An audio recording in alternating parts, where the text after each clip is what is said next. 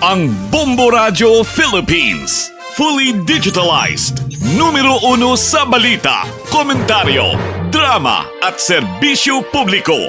Bombo Radio Philippines. Bombo Radio Philippines. Unmatched. Number 1 and most trusted source of news and information. Basta Radio Bombo. Oras sa Bombo Radio Iloilo, Philippine Standard Time. 41 minutos na nakaligad sa takna sining alas 11. Welcome sa pagpangalagad sa Bombo Hanay sa Ududiri sa New FM Bombo Radio Iloilo, ang flagship stations on the number 1 most trusted source of news and information ng Bombo Radio Philippines. Adlaw kita karon sa Miyerkules, Mayo 27, tuiga 2026. Inimulaga ni mga kurman, Bombo Chama Blanco Hover. Sa mga nagapaw na dalaguan karon nga mga balita. High value individual kagin pa job hire sa Iloilo City Government nakuhaan sa masobra 1.6 milyon na pesos ka balor sa illegal nga druga. Sa Zamora Miliesa, arestado, anay preso sa New Bilibid na prison. Sa iban pa nga mga balita kag impormasyon, pamilya kag mga kabataan sang sospetsado sa pagpatay sa senior citizen sa Ledesco Village. Makapila ka beses nakabaton sang pagpamahog nga patyon sila halin sa sospek. Sospetsado liirakitan sa iya pamilya sang Lunes kadlaw pagkatapos ang iya nahimo nga krimen. Sa dugang pa nga mga balita sa aton sining nga pagpangalagan, balita nasyonal sa aton sining nga mga kasimanwa ang National Bureau of Investigation kag Criminal Investigation and Detection Group na paslawan nga makitaan si Senator Bato de la Rosa sa balay sang paryente ni Senator Robin Padilla sa Pampanga. Kinakasasi ni Banwa ang pagpatigayon sa pagserbe sa warrant of arrest. Mga opisyal sa National Bureau of Investigation kag Criminal Investigation and Detection Group nag-attempt silang arestohon si or malocate si Senator Ronald Bato de la Rosa sa balay sa himata ni Senator Robin Padilla sa Pampanga pang ini silang napaslawan. Sa digsandig diri sa mga reports sa information nga nabaton sa Bombo Radio dito kuno sa barangay Balibago sa aton sining mga kasimanwa sa may Angeles City, Pampanga. Kina-identify ang tag-iya sa puluyan nga si Lakay Carino, angkol, tiyo ni Senator Robin Padilla sa mother side. Ang mga investigador nag-assume nga kunti nag-upod si De La Rosa sa kay Senator Robin Padilla. No, dito iya sa pagbiya niya sa Senado, dito ini nag-diretso. No, nag-transfer kuno sa pick-up truck si Sir Lakay Carino, that is why nga nakasulod sa iya sining puluyan sandig diri sa pahayag karon mga kasimanwa sang NBI agent.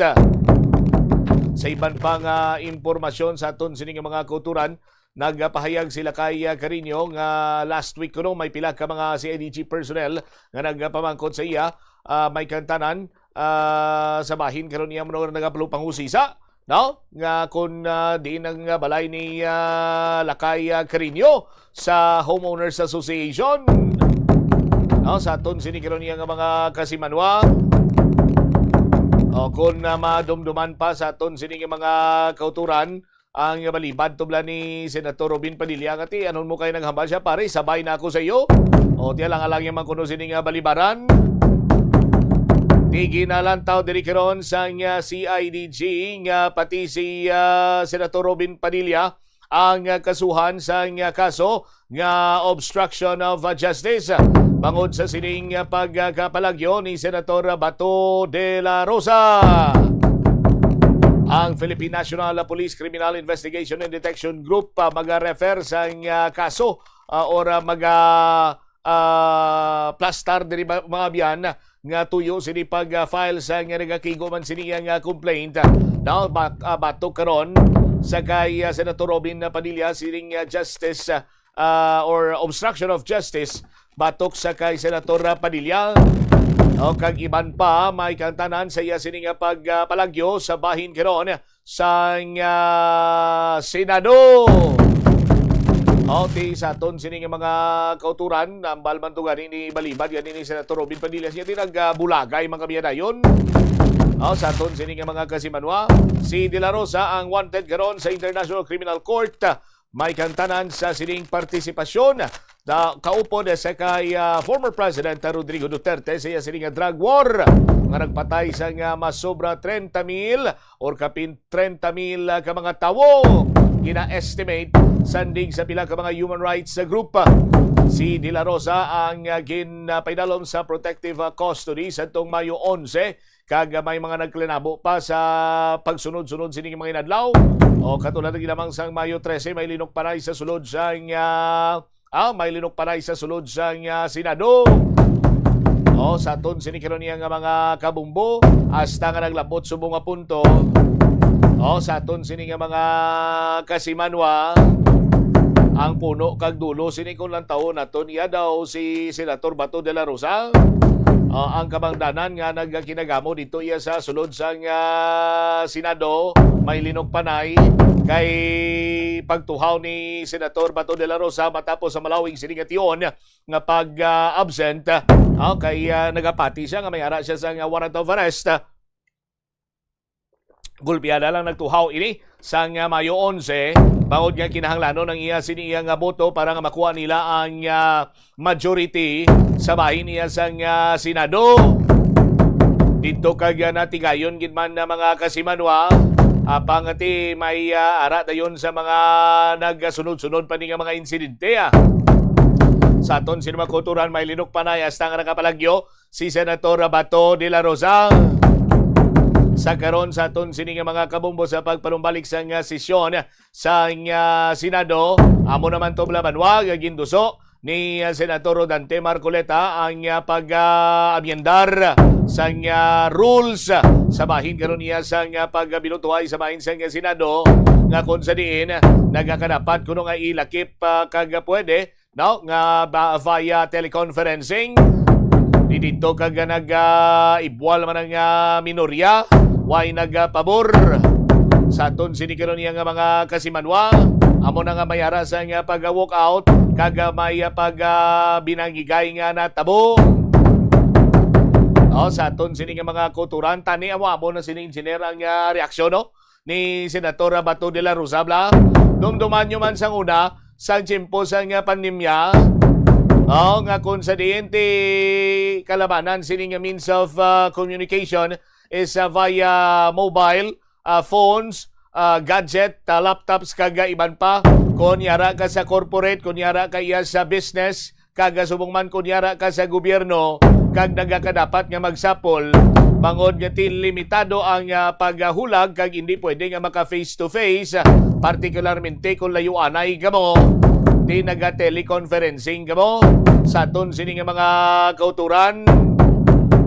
Sa aton sini nga mga kabumbo sa tuanay naglaptaman sini ang video clip ni Senator Bato de la Rosa nga mayara sila sa session through video conferencing gagalipay-lipay ginang senador kay tama kuno katawhay sa iya sini nga pagpangabuhi.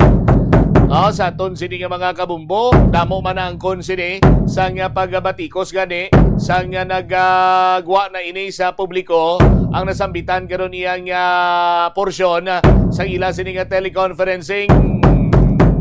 That time ang Senate President kung hindi ako magsala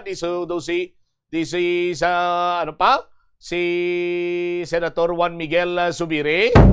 Kung di ako magkasala, correct me if I'm wrong, ara pa gani na makita naton sa dalom sini nga video, magagmay na bla sa Senator Franklin Drilon kag ambot kung siya man makita ko nga babae inженеро. Ang masamim lang nga ginagaan sa nga Mahablangka kag suman ni Leon Guerrero. Ni Leon Guerrero ni Supremo ni Senator Lito Lapid. Ari bala mga kasimanwa ang nag-angkon man sa nagalain sini nga pagpang batikos. ang video clip nga naga-teleconferencing ang mga senador kaga daw sa usaho. Ganyan ni Senator Bato de la Rosa kung mo sining set up. Sarap ng buhay. Sarap ng buhay. Ganito tayo palagi, ha? Tiyamakon mo na. Feeling na sa Cloud9 si Senator Bato de la Rosa. Sarap ng buhay. Sarap ng buhay. Ganito tayo palagi. Amo korona nagsulod man sa paminsaron ni Senator Rodante Marcolita. Sa aton sini nga mga kabumbo nga inuso ining pag-amyendar sang paglakip sa teleconferencing agud iya nga ang mga physically absent sarang sige apon makabuto but sila sa physically absent why blayang iya sini nga presensya sa plenaryo sa aton sini nga mga kauturan di ko magabo sini kay gayunan so sa nga ni Senator Bato de la Rosa abi sa pabi engineer John Dave liwat abi grabe gid dito hindi ako maributay sa happiness nga nabatsyagan ni Senator Bato de la Rosa iya kon naga-Zoom meeting or naga-teleconferencing lamang. Sarap ng buhay. Sarap ng buhay. Ganito tayo palagi, ha?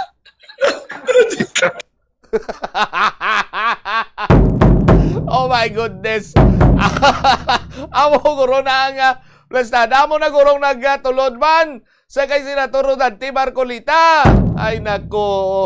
Sa aton sining mga kasimanwa 52 minutos sa nakaligan sa takna sining lasa 11 dugangan tana later on sa aton sining pray niya nga pagpangalagan.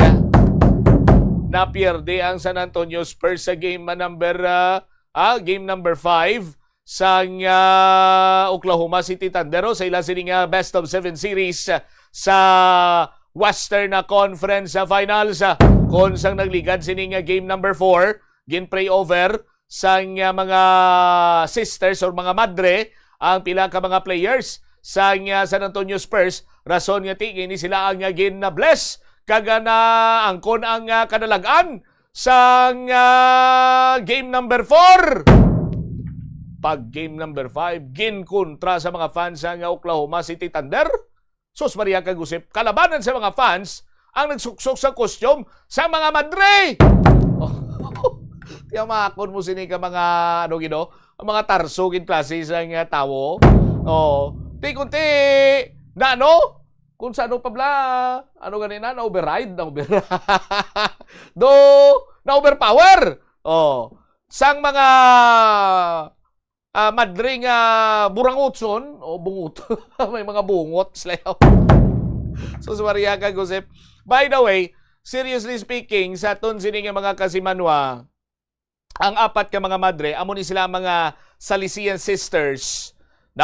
Sa aton sini nga mga kabumbo, naglantaw to sila sa hampang sa game number 4.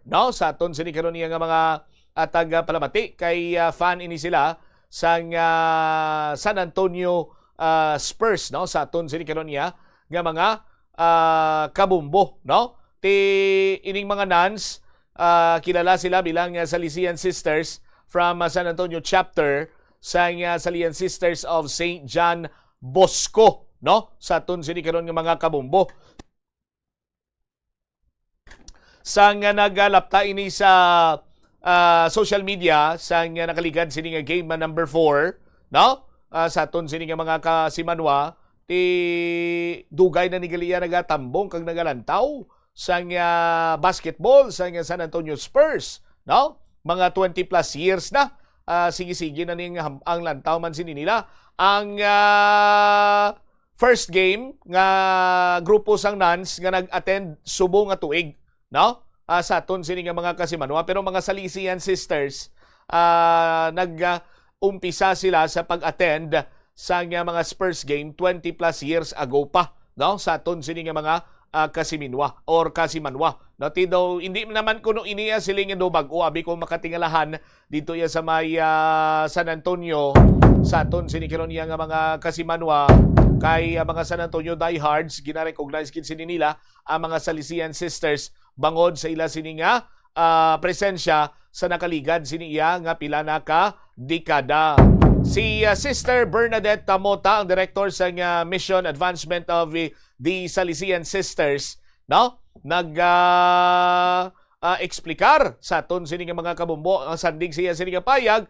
Sinya, it started about 20 years ago, no? We had a couple elder sisters sa provincial house kuno nila, ila sining retirement house, kag para kuno sa ila sining mga madre nga kinahanglan sang assisted living, ti ang iban sini born and raised sa San Antonio, and anytime nga may ara sang hampang, ti ini sila ang nagalantaw gid, no, sa aton sini nga mga kabumbo kay nagakairitar ini sila kuno kung ginapatay bala ang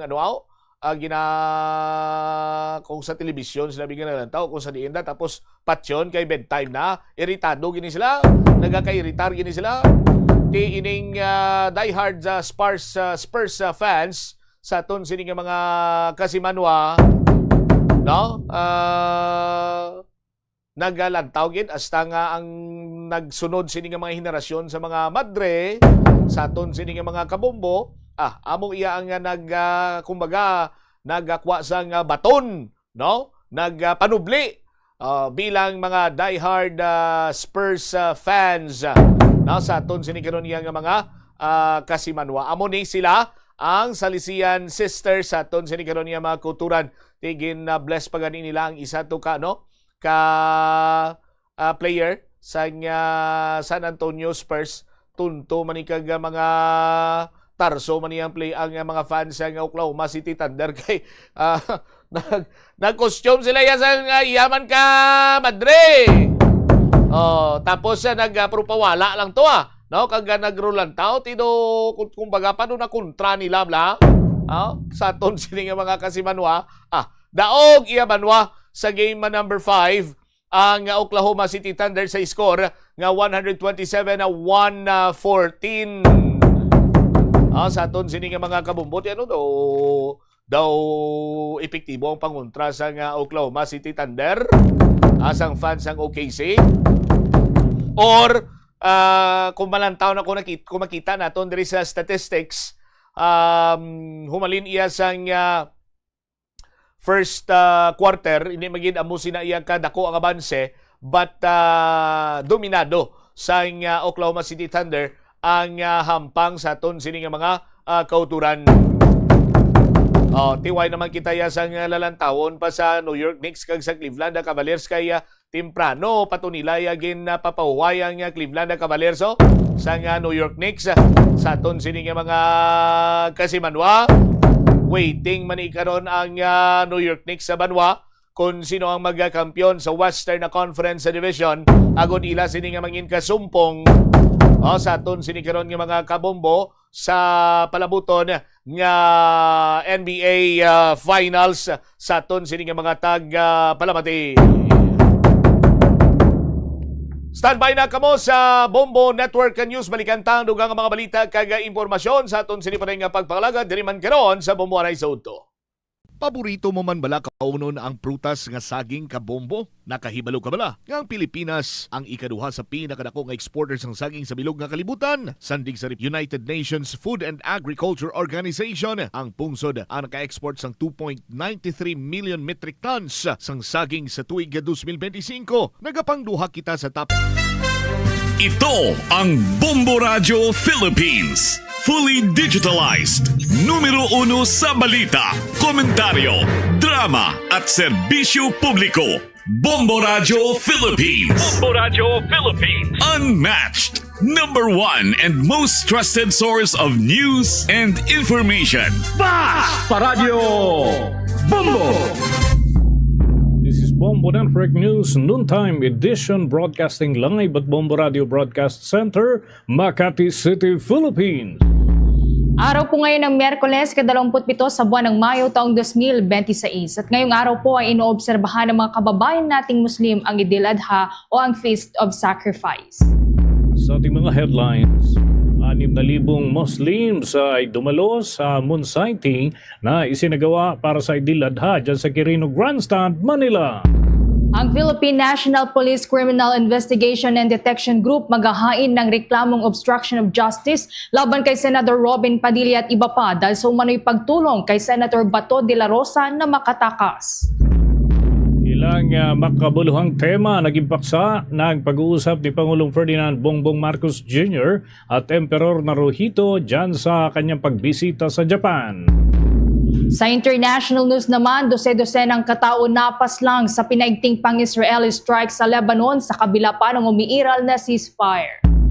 At sa ating NBA updates, si Joe Mazzulla ng Boston Celtics itinanghal bilang NBA Coach of the Year. At sa ating palarong pambansa update, yung ating palarong pambansa record breaker na naitala ay nanggaling dyan sa Calabarzon. Isang runner po ito at ating alamin ang kabuuan ng kwento mamaya.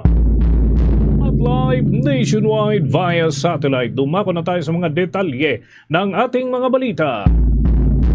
Iniulat ng Manila Police District na naging maayos ang pagdalo ng tinatayang nasa 6,000 mga Muslims at nagtipon-tipon sila dyan sa bahagi po ng Quirino Grandstand sa lungsod ng Maynila nitong Miyerkules. Kaugnay pa rin ito ng isinagawang moon sighting kaugnay ng pag-obserba sa Idil Adha sa naturang lugar. Ang moon sighting, mga kabombo, ay isang aktibidad na parte ng preparasyon para naman sa selebrasyon ng Idil Adha na isa sa pinakamahalagang observance para naman sa relihiyong Islam, kung saan ay nagsasagawa sila ng community early morning rites. At nagdaraos din ng monitoring at pagpapatrolya ang kapulisan para naman matiyak ang maayos na pagsasagawa ng naturang aktibidad. Matapos naman ang programa kaninang pasado 7 ng umaga at ayon nga sa Manila Police District, wala namang naitalang untoward incident at naging maayos ang kabuuan ng aktibidad at maayos din ang pangasiwa hinggil sa naturang programa. Samantala, dako po tayo dyan sa may Senado ang panukalang pagpayag sa mga senador na bumoto online. Pabor nga ba ito sa ilang miyembro ng mayorya? Kaugnay niyan, kumuha tayo ng report mula kay Bombo Angelo Aganan.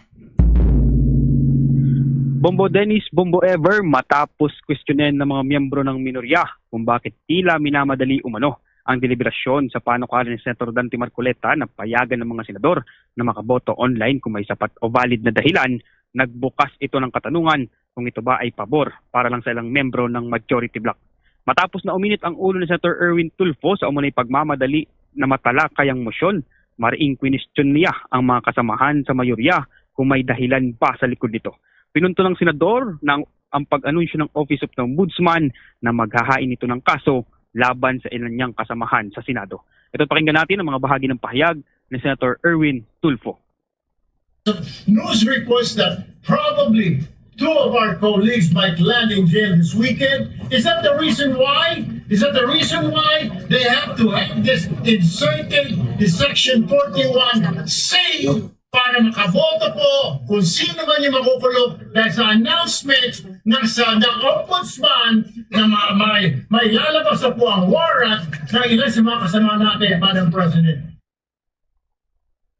Matatandaan na formal na ipinahayag ni Ombudsman Sus Crispin Rimulya, nakakasuhan na nga ng Ombudsman ng kasong pander sa Sandigang Bayan, Senator Jinggoy Estrada, dahil sa umunay pagkakasangkot nito sa multi-billion flood control scandal.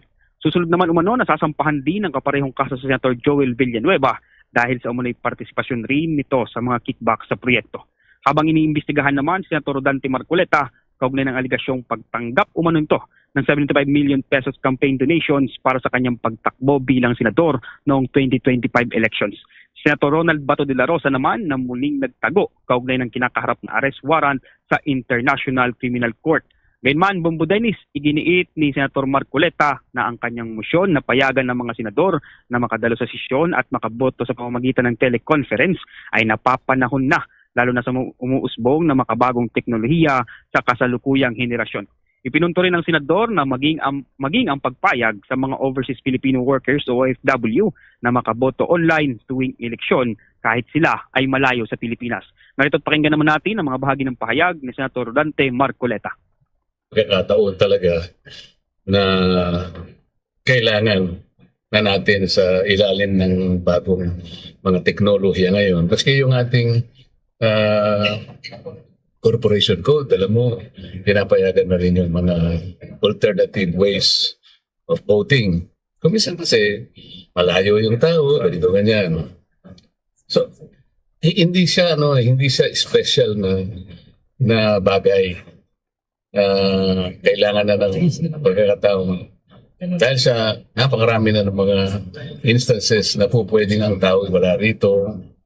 Ang overseas, tingnan mo, pinayagan na ng COMELEC na makaboto sila itong internet. So makikita nyo yung bagong technology. Mariin itong tinutulan ng mga miyembro ng minorya kung saan iginiit ng grupo na hindi sumusunod ang majority block sa panuntunan ng Senado. Ayon kay Senator Risa Hontiveros, hindi pa umabot sa usapin kung may substansang motion, ngunit nais na agad umuna ito talakayin sa plenaryo. Paninindigan naman ni Senator Sherwin Gatchalian, ang teleconference ay pinapayagan lamang kung may national emergency o may pandemya, kung kahit hindi dapat umano basta-basta amyendahan ang rules ng Senado. Narito at pakinggan naman natin ang parehong pahayag ni Senator Risa Hontiveros at Senator Sherwin Gatchalian. Hindi na tayo umabot sa pag-discuss, debate sa substantive kasi hindi nila sinusunod yung sariling rules. Sa conference, ginagawa na kasi kung may pandemya. Wala pandemya ngayon. Walang national emergency. Samantala, Bombo Dennis, matatandaan na nagkaroon ng parehong sitwasyon sa Senado noong nakulong si dating Senator Laila de Lima at humiling ang kanyang mga kalyadong senador na makaduloy ito sa sesyon via online. Ngunit ibinasura ito ng Muntinlupa Regional Trial Court.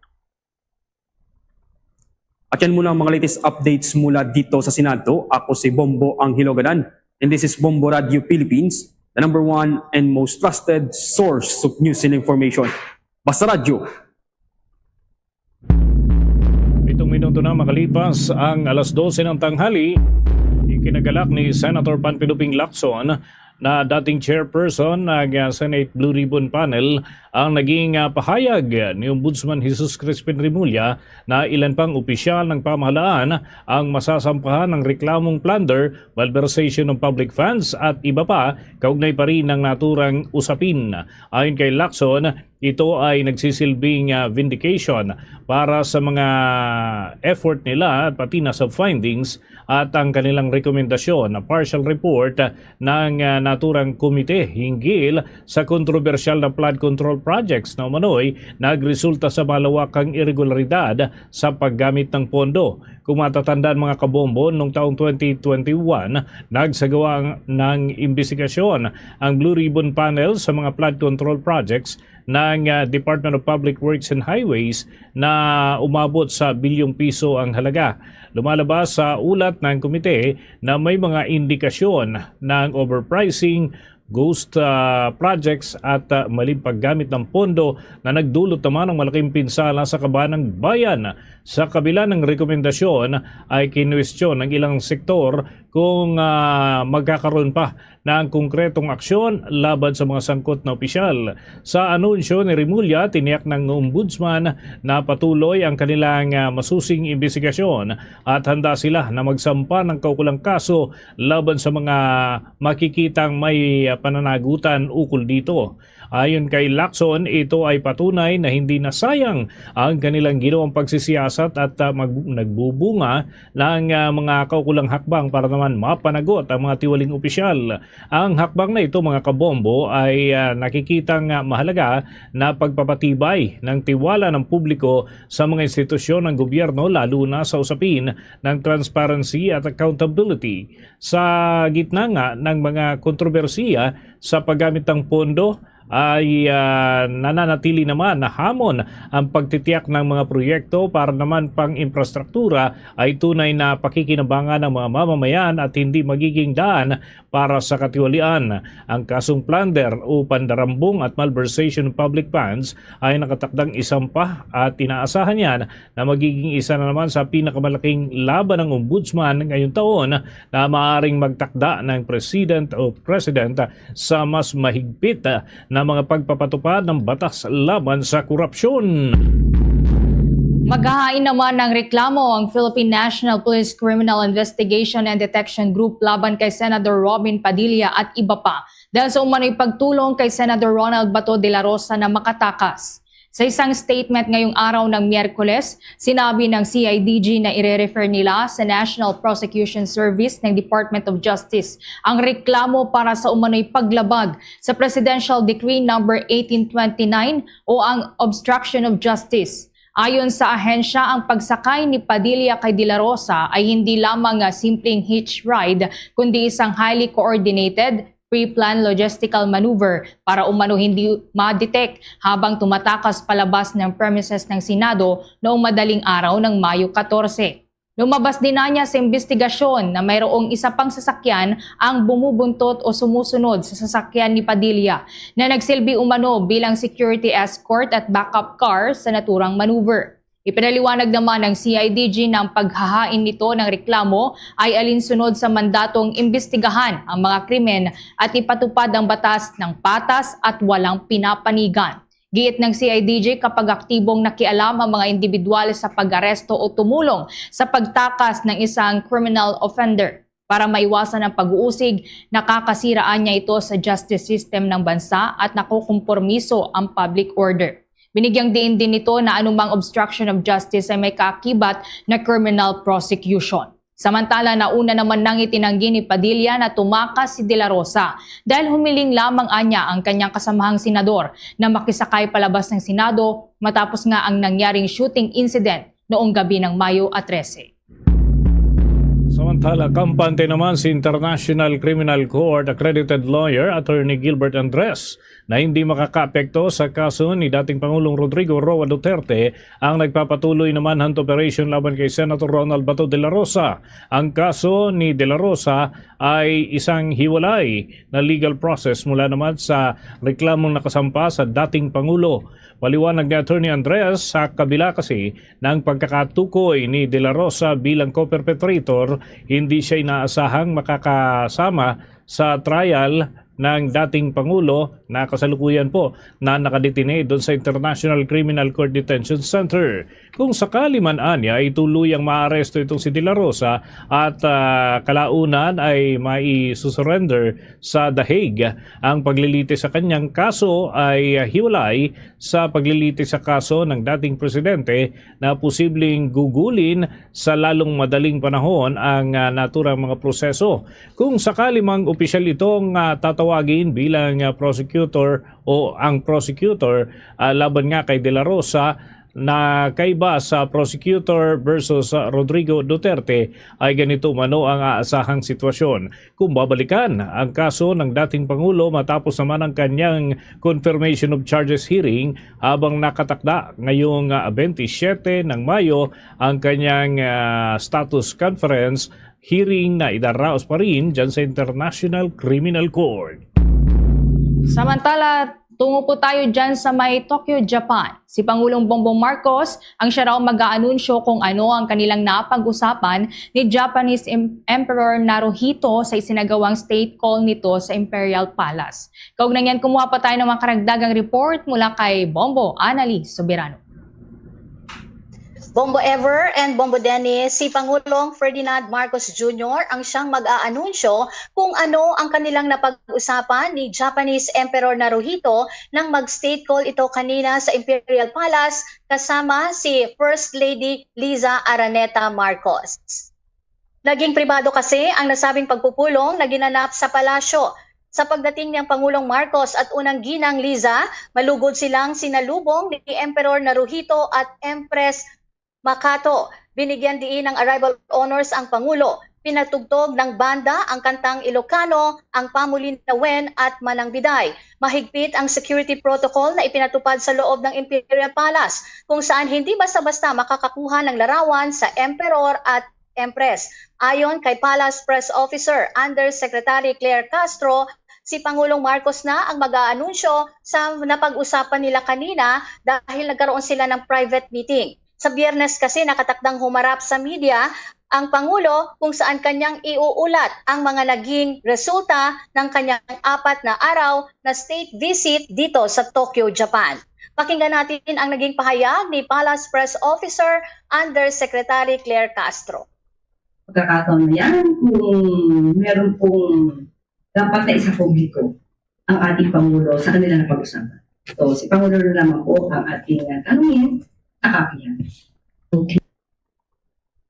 Hindi naman inaasahan ng Philippine media kanina na lapitan at kausapin sila ng Emperor na si Naruhito at Empress matapos ang departure ni Pangulong Marcos sa Imperial Palace. Maging ang mga Japanese media at protocol officer ng Imperial Palace na bigla sa naging aksyon ng Emperor at Empress. Tinanong ni Empress ang mga Filipino media kung kumusta ang mga ito. Ikinatuwa ng Emperor at Empress ang mga tugon ng media dahil nga positibo ito dahil gustong-gusto ng mga Pilipino ang pagkain Japan. Kaya ikinatuwa ito ng Emperor at Empress. Mga 2 minuto silang nakipag-usap sa Philippine media at yun nga lang ay hindi talaga pwedeng makuha yung larawan nila dahil nga lahat ng mga cellphones namin ay hindi pinapahawak sa amin nung pumasok kami sa Imperial Palace. Tanging ang mga pool na may mga hawak na cameras at still photographies ay sila lang ang kumuha. Pero magandang pagkakataon talaga na kasama ang Bombo Radio at nakita ang Empress at Emperor ng Japan kung saan kinausap nila at kinumusta ang Philippine media delegation. Sinabi naman nila na nakapagkuha din ng mga larawan ang iba pero yun nga naging ito ay isang protocol na talagang yung photographer, official photographer lamang ang kukuha. Samantala, 3 events naman ang nakalinya ngayong araw para sa Pangulo matapos ang isinagawang state call kanina. Dadalo si Pangulong Marcos ngayong hapon dito nga sa Japan-Philippines Parliamentary Friendship League kung saan nakatakdang magbigay ng kanyang talumpati ang Pangulo. 3:00 ng hapon naman mamaya, Japan time, ay dadalo ang Pangulo sa isang roundtable meeting kasama ang Japanese stakeholders. 5:00 ng hapon, Japanese time pa rin, mamaya dadalo ang Pangulo sa Memorandum of Understanding sa pagitan ng Ayala Group at Japanese company. So sa Biyernes, bago pa man umuwi pabalik ng Pilipinas ang Pangulo, ay mag-a-announce siya kung ano yung mga naging resulta ng kanyang 4 na araw na state visit dito sa Tokyo, Japan. So ngayon, Bombo Dennis at Bombo Everly, higpit ng schedule ni Pangulo dahil 4 na schedule ngayong araw ang nakalinya. Bukas naman mayroong nakalinya ding schedule ang Pangulo, 3 yon. Bukas at sa Biyernes magkakaroon din siya ng mga activities bago pa man umalis ng Tokyo papuntang o pabalik na ng Maynila. Bombo Dennis at Bombo Ever? Okay, Bomboan, para lamang sa kabatiran ng ating mga tagapakinig at tagapanood, ano ang lagay ng panahon ngayon dyan sa Japan, knowing na yan ay talagang iba dito sa ating klima, lalo't ang dito sa Metro Manila, pakainit, parang nangungurot yung init ng sikat ng araw. Kumusta naman ngayon dyan sa Japan? Nung dumating kami dito kahapon, Bombo Dennis, ng gabi, ay medyo maliwalas ang panahon. Pero ngayong araw, kanina nang magtungo kami sa Imperial Palace, medyo mainit talaga, Bombo Dennis, no? Pero iba yung init na naramdaman natin kumpara doon dyan sa Pilipinas.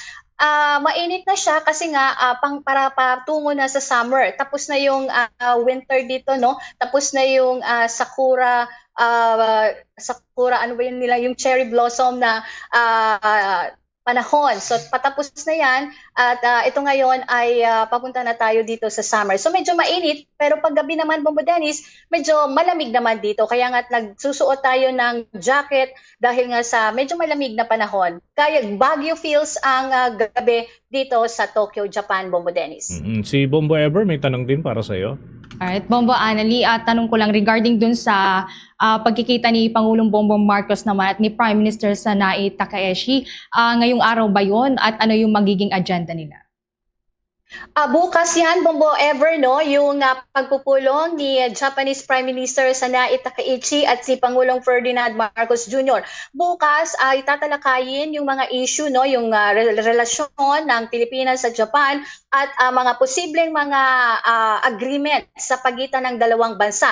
Na isa sa mga 3 yung pinaka-priority dito, yung defense, maritime, tsaka yung energy. Kasama din nga kanina yung ilang mga cabinet secretaries ni Pangulo. Nakita natin si Secretary Sharon Garin ng Department of Energy, ang Department of Foreign Affairs, Department of Agriculture, at Department of Trade and Industry, Department of Tourism, at iba pa. Nakita din natin kanina si Representative Sandro Marcos doon sa Imperial Palace, pero hindi siya kasama doon sa Philippine delegation. So kanina nakita natin na nandoon si Congressman Sandro Marcos. So nakiisa siya dito nga sa state visit ng kanyang ama na si Pangulong Ferdinand Marcos Jr. So bukas Bombo Ever, abangan natin kung ano pa yung mapapag-usapan sa pagitan ni na Pangulong Marcos at Japanese Prime Minister Sanae Takaichi.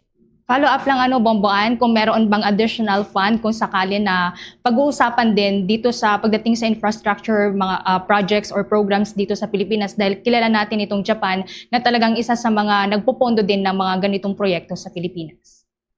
Oo, asahan na din daw yan, sabi ni Palace Press Officer Undersecretary Claire Castro, dahil nga talaga ang Japan ay talagang tumutulong sa Pilipinas. So aasahan natin ang magiging tulong, ang dagdag na tulong ng Japanese government sa Pilipinas. Bomboan. Sige. Okay, live mula dito sa Tokyo, Japan, Bombo Anali, Montaño Soberano nag-uulat. And this is Bombo Radio Philippines, the #1 and most trusted source of news and information. Basta Radio, Bombo! Naghatid niyan sa atin sa oras na 22 minuto na makalipas ang alas 12 ng tanghali. Kung naman tayo ng mga karagdagan ding update sa iba pang mga usapin ng Office of the Ombudsman, partikular itong si Ombudsman Remulla ay pinabulaanan ang focus na kasuhan ang mga mambabata sa mayorya ng Senado. Ang Tanod Bayan mga kabombo ay kinigit na ebidensya ang pinagbabasehan ng kanilang paghahain ng kaso. May balita si Bombo Grant Hilario.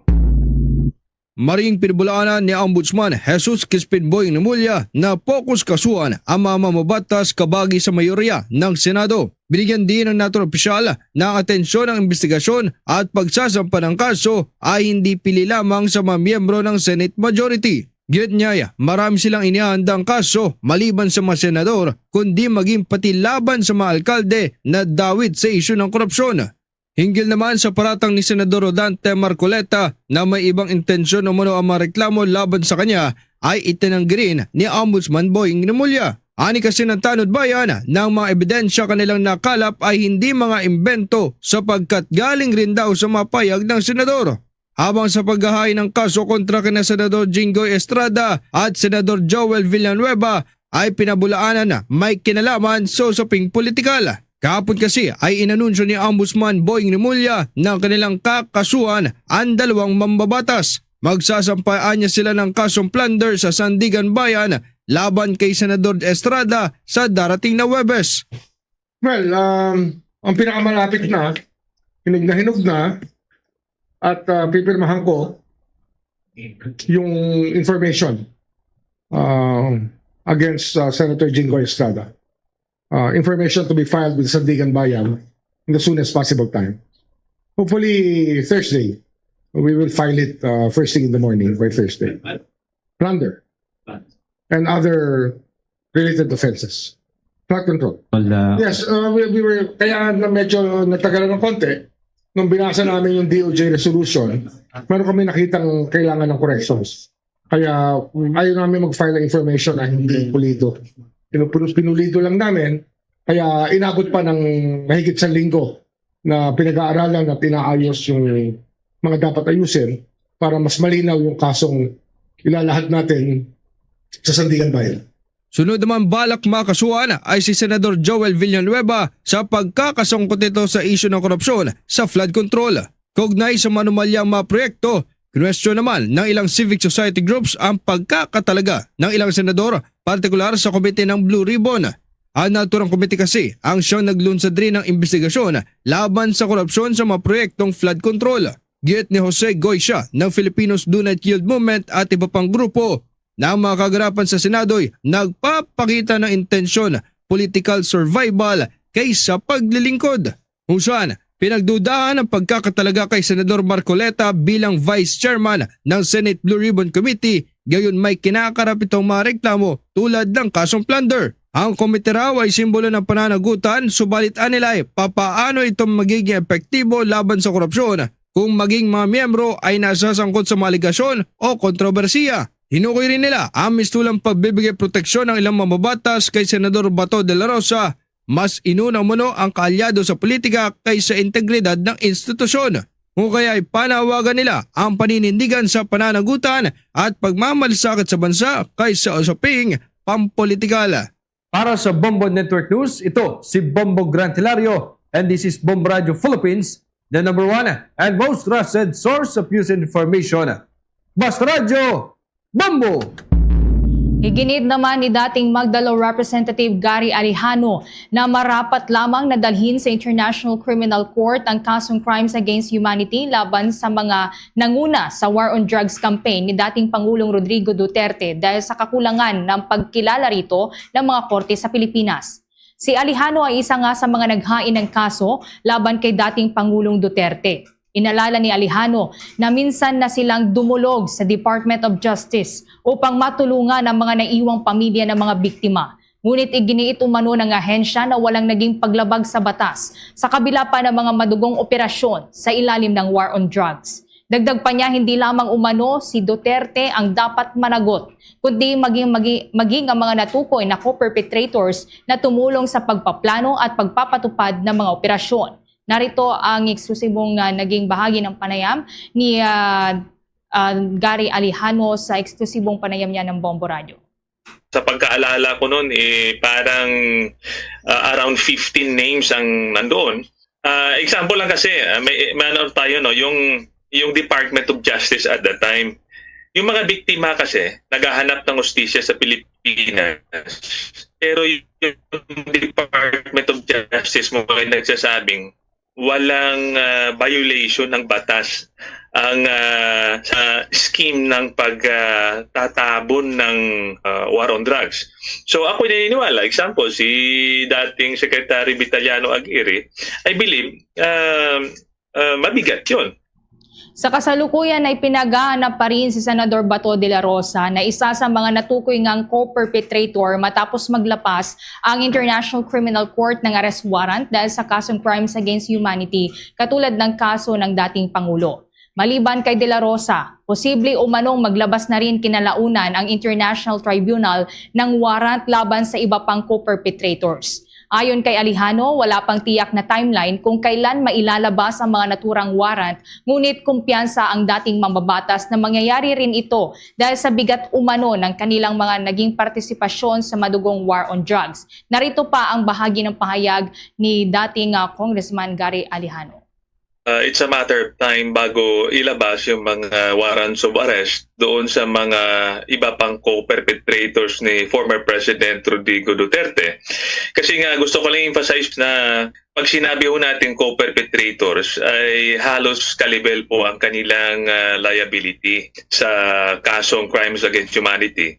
Kasi hindi ho magagawa ng dating Pangulo itong pag-commit ng crimes against humanity kung hindi ho kasangkot itong mga iba pang mga pangalan. Kahit ho magsigawan ng dating Pangulo na patayin itong mga ito o doon, pag wala hong mag-execute niyan at magplano yan ay hindi ho yung mangyayari. Yan ang pahayag ni dating Representative Gary Alejano na isa rin sa mga naghain ng kaso laban kay dating Pangulong Rodrigo Duterte sa International Criminal Court. Samantala sa kaugnay pa ring mga balita ang mga kabombo, mga Kastar Nation, nilusob ng mga kasapi ng National Bureau of Investigation at Philippine National Police Criminal Investigation and Detection Group ang isang bahay sa loob ng isang subdivision sa Angeles City dyan sa Pampanga. Pinaghihinalaan kasi na pinagtataguan ito ni Senator Ronald Bato de la Rosa. Isinagawa ang operasyon alas 6 ng umaga nitong Miyerkules kung saan ang naturang lugar ay pagmamayari ng tiyuhin ni Senator Robin Padilla. Nagnegatibo naman ang nasabing operasyon kung saan ay hindi nila nakita ang naturang senador maging ang sasakyan kung saan iniuugnay sa kanya ay hindi rin natagpuan. Magugunitang naglunsad ang Philippine National Police at National Bureau of Investigation ng malawakang manhunt operation para naman sa senador at meron ding warrant of arrest mula naman sa International Criminal Court na kinakailangang maisilbi. Hindi rin isinasantabi ng National Bureau of Investigation ang posibilidad na mangyari ang mga kasamahang pagkakaroon ng kasamahan na armed men nitong si Senator Ronald De La Rosa. Ayon kay National Bureau of Investigation Director Melvin Matibag, isa ito sa mga pangunahing konsiderasyon ng kanilang kawanihan sa pagtukoy at yan ay kaugnay dun sa manhunt operation laban sa senador dahil noong bigla siyang nawala ay may mga kasamahan siya na security personnel na sumusunod sa sasakyan. Paliwanag pa ni Matibag, isang standard protocol para naman sa law enforcement agencies tulad ng National Bureau of Investigation na may turing ang isang pugante bilang armed and dangerous, lalo na sa kaso nitong si Senator Bato na malinaw na tinakasan umano posible na pag-aresto sa kanya. Hindi rin inaalis ng Bureau ng posibilidad ng security personnel na kasama ni Senator Bato ay mula sa gobyerno. Ayon pa kay Matibag, ang pinanghahawakan ngayon ng kanilang tanggapan ay may ilang individual na naghihintay kay Senator De La Rosa noong madaling araw na dinala siya ni Senator Robin Padilla sa isang hindi na tinukoy na lugar. Git pa ng kawanihan, ang isang nagtatagong individual tulad ni De La Rosa na may maraming baril ay tiyak na may mga kasamahang individual na armado at nakahanda sa anumang posibleng mangyari. Una nang hiniling ng National Bureau of Investigation sa Philippine National Police ang ganap na pag-revoke doon sa lisensya ng mga baril ni Senator De La Rosa. Nakatanggap na umano ang National Bureau of Investigation ng panibagong communication ukol yan sa posibleng paglabas ng karagdagan pang warrant of arrest mula sa International Criminal Court. Ang mga naturang warrant ayon kay NBI Director Melvin Matibag ay para sa mga individual na una ng tinukoy ng International Tribunal bilang co-perpetrators ni dating Pangulong Rodrigo Duterte sa kanyang kinakaharap na kasong crimes against humanity. Bagaman hindi na tinukoy ni Matibag ang pinagmula ng naturang communication, sinabi niyang patuloy itong pinaghahandaan ng kawanihan kasama ang posibleng pag-aksyon sa mga ito. Paliwanag pa ng NBI Director, posibleng hindi sabay-sabay ang paglabas ng mga naturang warrant at posible ring hindi lahat ng mga naunang tinukoy bilang co-perpetrators ay agad na lalabasan ng warrant. Kung babalikan ay 8 partikular na individual ang tinukoy ng International Criminal Court bilang co-perpetrators. Kinabibilangan ito ni Senator Ronald Bato de la Rosa na ngayon ay mayroon pang kinakaharap na warrant. Ang iba ay sina Senator Christopher Bongo, dating Justice Secretary Vitaliano Aguirre II, Retired General Vicente Danao, Retired General Camilo Casculan, Retired General Oscar Albayalde at iba pa. Maliban sa 8 ay may ilan pang hindi napapangalanan na miyembro ng Philippine National Police at iba pang high-ranking government officials. Kuha naman tayo ng karagdagan pan report. Pagkikipagdialogo sa labor groups ay prioridad ng bagong liderato ng Department of Labor and Employment. Labor Arbiters Group ay hirit naman ng tuloy-tuloy na training at professionalization para naman sa kanilang hanay. Iyan at iba pang mga balita hatid ni Bombo Isa Cotoner. Yes, Bombo Dennis, Bombo Ever. Target nga ng bagong pamunuan ng Department of Labor and Employment na makipagpulong sa iba't ibang labor groups upang pakinggan at tugunan ang kanilang mga hinaing. Ayon kay Department of Labor and Employment Acting Secretary Francis Tolentino, nakatakda siyang makipagdialogo sa mga grupo ng manggagawa bilang bahagi ng mas pinaigting na konsultasyon ng kagawaran sa labor sector. Anya, mahalagang marinig mismo mula sa mga manggagawa ang kanilang mga suliranin at rekomendasyon upang mas makabuo ng mga polisiyang mas tumutugon sa kanilang pangangailangan. Bukod sa labor groups, sinabi rin ni Tolentino na makikipagpulong din siya sa iba't ibang management at employers groups upang marinig naman ang panig ng mga negosyante at employer. Giit niya, mahalaga ang balanse at maayos na ugnayan ng labor at management upang mapanatili ang industrial peace sa bansa. Dagdag pa ng kalihim, plano rin ng Department of Labor and Employment na i-codify o pagsamasamahin at ayusin ang mga umiiral na rulings at polisiya ng mga naunang administrasyon upang maging mas malinaw, organisado at madaling maunawaan ang mga patakaran para sa mga manggagawa at employer. Layunin din itong mapabilis ang pagresolba sa mga labor-related concerns. Kaugnay niyan ang tinig ni Department of Labor and Employment Acting Secretary Francis Tolentino. We will codify the rulings of the DOLE Secretary para maayos. Hindi sa lahat. But we appreciate, we show, as I've mentioned, we appreciate and show our gratitude to my predecessor, Secretary Benny Laguesma. We will reach out to the various labor groups out there. Kakausapin ko po lahat sila. Maaring hindi sabay-sabay, isa-isa, kakausapin ko rin po ang management. Para na sa ganon, maisulong yung nakatadhana sa ating saligang batas to have industrial peace. So sa mga darating na araw, kakaharapin ko po yung iba't ibang union na naririnig nyo ngayon para upuan kung ano yung mga hinaing nila. Pagkatapos ng mga konsultasyon ay uupuan din ng ahensyang usapin sa provincial wage rates dahil kinakailangan timbangin ang kalagayan ng mga manggagawa, productivity at rekomendasyon ng Regional Tripartite Wages and Productivity Boards. Aminado rin ang kalihim na sensitibong usapin ang wage increase dahil kailangang isaalang-alang hindi lamang ang hinaing ng mga manggagawa kundi maging ang kakayahan ng mga negosyo lalo na ng maliliit na kumpanya na makasabay sa pagtaas ng sahod. Samantala, isa rin sa tututukan ng kagawaran ng pagpapalakas naman na sa hanay ng labor arbiters upang matiyak na may sapat na training at kwalifikasyon ng mga humahawak ng labor disputes. Ang labor arbiters ay nasa ilalim ng National Labor Relations Commission o NLRC at may pangunahing tungkuling dinggin at resolbahin ang mga seryosong sigalot sa pagitan ng employer at empleyado, kabilang ang illegal dismissal, monetary claims at iba pang labor cases.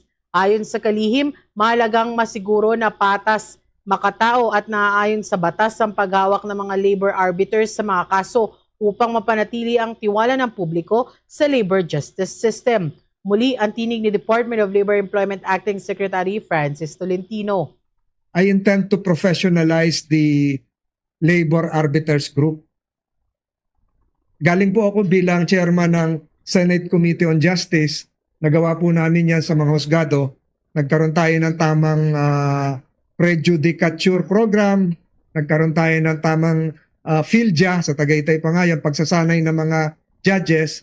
Ngayon sa mga arbiters, kailangan din natin ng pagsasanay. Para na sa ganon, maging tama yung kanilang, maging uniform, maging tama yung kanilang desisyon, makatao at sangayon sa batas. We will make that an institutional protocol. Para sa Bombo Network News, ito si Bombo Isa Cotoner and this is Bombo Radio Philippines. The number one and most trusted source of news and information, Basta Radio Bombo. Ang 2026 Palarong Pambansa Updates sa Bombo Radio Philippines. The number one and most trusted source of news and information. May bagong record breaker mula ho ito sa Calabarzon Region at yan ay kaugnay pa rin ng nagpapatuloy na Palarong Pambansa 2026. May balita si Bombo Kevin Linaak. Na-break ng isang runner-athlete mula sa Region 4A, Calabarzon, ang record mula sa 400-meter run ng Palarong Pambansa. At ito ay ginaganap ngayon sa probinsya ng Agusan del Sur. Nakilala ang naturang atleta na si Lorraine Audrey Batalla, gold medalist, at nakamit ang record time na 56.12 seconds habang tinalo nito ang record na umano'y 56.30 seconds na atleta ng atleta na mula rin noon sa parehong rehiyon. Sa panayam ng Bombo Radio Philippines kay Batalla na naging goal niya ay makatakbo ng maayos at matapos ang laro. Sobrang saya naman ang kanyang naramdaman dahil sa pagkamit ng record-breaking na takbo. Aasahang aarangkada pa siya sa iba pang kategorya. Ang naging goal ko naman, ang goal ko lang naman po is makatakbo po ako ng maayos at matapos ko po yung laro. Sobrang saya po kasi po nagbunga po yung mga paghihirap po namin ni Coach po. Ang sinasabi lang po sa akin ni Coach is more on striving lang po, tapos yung proper running lang po. Ganun lang po ang mga training ko. Hindi po ako yung nag-full speed po, ganun. Ayon naman sa coach ni Batalya na si Coach York Tamayo, sa training pinag-uusapan nila ang bawat may target. Target nilang i-break ang record dahil susunod na yung gold niyan. Now, dahil sa nakamit ni Batalya, isa itong pride para sa kanilang rehiyon. For now, yung huling takbo ni Lorraine is nag-record siya ng 56.12 seconds sa 400 meters. So, na-break niya po yung last record na 56.30. Kaninong record yun? Kay Giselle Lumapas, also came from Calabarzon region din. Pinag-uusapan namin syempre, sa bawat workouts, may target lang kami. Then, nakaplan naman talaga. No, ang aim namin for this year is, actually yung sabi ko sa kanya, wag siya ma-pressure. Hindi namin kailangan isipin yung gold. Ang kailangan namin targetin is to break the record. Because gold is automatic na yun. Once you break the record, automatic ka na gold medalist. Samantala, para naman sa Palarong Pambansa 2026 overall medal tally, partial and unofficial. Sa ngayon, nangunguna ang National Capital Region na may 12 golds, 6 silvers, 9 bronze medal. Pumangalawa ang Region 4A, Calabarzon na may 9 golds, 8 silver, 6 na bronze medal. Pangatlo ang Region 6 Western Visayas na may 7 gold medals, 5 silver, 7 bronze medal.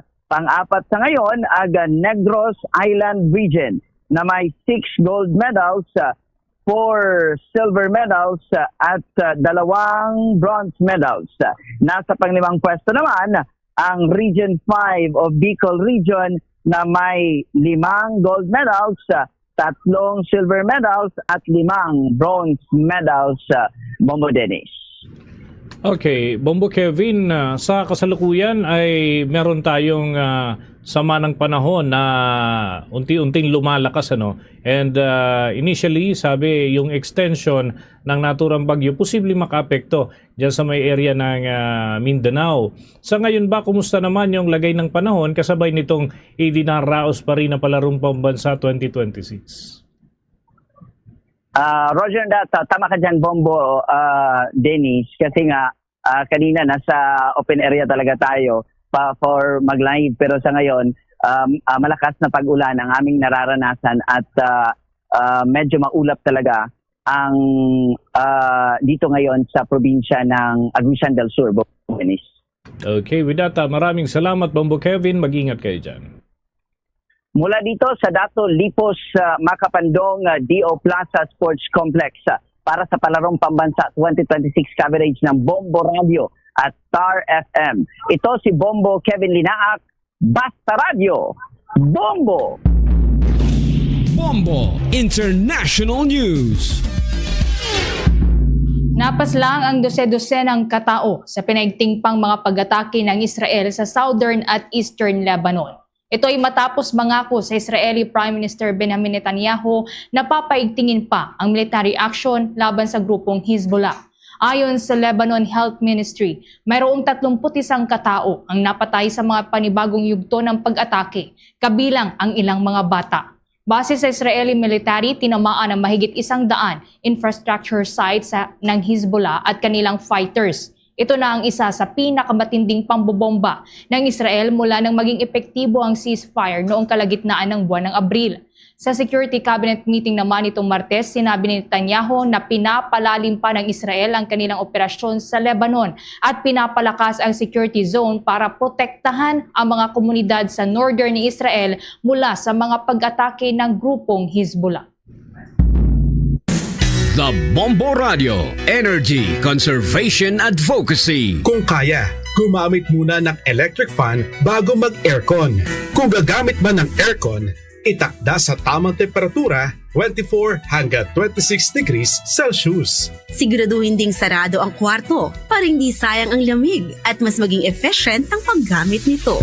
Paalala mula sa Bombo Radio Philippines, the #1 and most trusted source of news and information. Basta Radio Bombo! Tuloy-tuloy tayo sa ating mga balita sa Bombo Network News. Ang Department of Interior and Local Government bumalangkas ng fact-finding team sa nangyaring pagguho ng siyam na palapag na gusali dyan sa Angeles City sa Pampanga. Yung may-ari ng gusali, mga kabombo, ay binigyan ng show cause order. May balita si Bombo Jovino Galang. Bumuo ng fact-finding team si Department of Interior and Local Government o DILG Secretary John Vic Rimulya sa nangyaring pagguho ng siyam na palapag na gusali sa Angeles City, Pampanga. Nitong umaga ay personal na binisita ni Rimulya ang Ground Zero at tinignan ang sitwasyon sa nasabing lugar. Dito ay nagpasya ang kalihim na papangunahan ng Philippine National Police Criminal Investigation and Detection Group o PNP-CIDG ang nasabing fact-finding committee para mapanagot ang nasa likod at responsable ng kapabayaan ng nasabing insidente. Sa panig naman ng Angeles City Government ay sinabi ni Information Officer J. Pilayo na kanilang bibigyan ng show cause order ang may-ari ng gusali para mabigyang linaw sa nangyaring aksidente. First day nitong insidente, merong lumapit na nagpakilalang kaibigan lamang ng owner ng property. And yun na yung pinakahuli na physical na contact. Hindi na sila nagpakita. Kaya nga ang lokal na pamahalaan I just received a report na nagpadala na sila ng show cause order dun sa contractor na rin. Nang sa ganon marami nang napapagod dito ang dami pati kayong mga media naririyan ilang araw na sila bakit hindi sila nagpapakita we deserve naman na yung cooperation man lang nila marami pong mga nadamay dito, hindi lang yung mga namatayan, even yung mga nasa neighboring mga establishments and residents na ririto. We need answers. The public deserve to know. Pagtitiyak nito na lahat ng anggulo ay kanilang sisilipin kapag nagsimula na ang komprehensibong investigasyon sa nangyaring pagguho ng gusali. Lahat po yan sisilipin, sabi nga ni Mayor John Lasatin, no stones will be left unturned. Kapag nagpagawa ng isang comprehensive investigation, lahat po yan hihimayin lahat. Lalo na maselan yung sa retrieval. Kaya isa rin sa mga factors kung bakit hindi basta-basta ganun kabilis kahit na gumagamit tayo ng heavy equipment is because we're dealing with human remains. Kung sino man yung makikita dito na accountable, responsible dito, lahat po kailangan sumagot. Ito si Bombo Jovino Galang and this is Bombo Radio Philippines, the #1 and most trusted source of news and information. Basta Radio Bombo! Ako naman tayo sa ulat ng ating mga himpilan. Common legal representatives ng drug war victims ay buong tiwala na may pipresenta nila doon sa trial chamber ang nais mangyari ng kanilang panig sa full-blown na trial kahit na hindi ito makakadalo doon sa gagawing status conference ngayong araw. May balita ang Bombo Radio Iloilo. Buo ang tiwala ng common legal representative ng mga drug war victims na may haharap nila sa trial chamber ng International Criminal Court ang nais ng kanilang panig sa full-blown trial kahit hindi ito makakadalo sa gagawing status conference ngayong araw. Napag-alaman na hindi makakadalo ang Ilonggo ICC accredited lawyer na si Attorney Gilbert Andres sa isasagawang status conference kaugnay sa kaso ng dating Pangulo. Ito'y matapos tinanggihan ng International Criminal Court ang hiling ni Attorney Andres na lumahok ng remotely sa status conference dahil sa isyu ng seguridad at sensitibo mga impormasyon. Sa panayam ng Bombo Radio kay Andres, sinabi nito na hindi siya nangangamba kahit hindi siya makakadalo dahil naroon naman ang dalawang abogado na sina Attorney Joel Butuyan at Attorney Paulina Masida na sangkakatawan para sa mga biktima. Ayon pa kay Andres, maayos silang nakapag-usap upang matiyak na maiparating sa trial chamber kung ano ang nais nilang mangyari, gayon din ng mga pamilya ng mga biktima kapag nagsimula na ang full-blown trial. Napag-alaman na kahit limitado lamang ang mga individual na maaaring makapasok sa status conference. Magkakaroon pa rin ng live coverage ang ICC sa kanilang social media platforms upang maipaalam sa publiko ang mga updates sa kaso ng dating Pangulo kahit may ilang sensitibong usapin na offline na pag-uusapan. It was rejected. Hindi kasi makaka-assure ng isang secure link sa akin kasi pwede kasing magkaroon ng pribadong session. Hindi naman to problema kasi nandun naman po yung dalawang abogado po, ng mga biktima. Nandun naman po si Attorney Joel Butuyan at si Attorney Paulina Masida. Talaga nagpupulong po kami. Talaga pong nag-uusap po kami kung ano po yung ipapaabot po namin. Si Attorney Gilbert Andres para sa Bombo Network News mula dito sa Bombo Radio Iloilo. Ito si Bombo Ayan Gahete. This is Bombo Radio Philippines, the number one and the most trusted source of news and information. Basta Radio Bombo! Samantala, sa may City of Pines naman o Baguio City, kinakapos na raw sa supply ng tubig ngayong tag-init. Karamihan ng mga barangay apektado doon. Kumuha tayo ng update dyan sa pag-uulat ng Bombo Radio Baguio.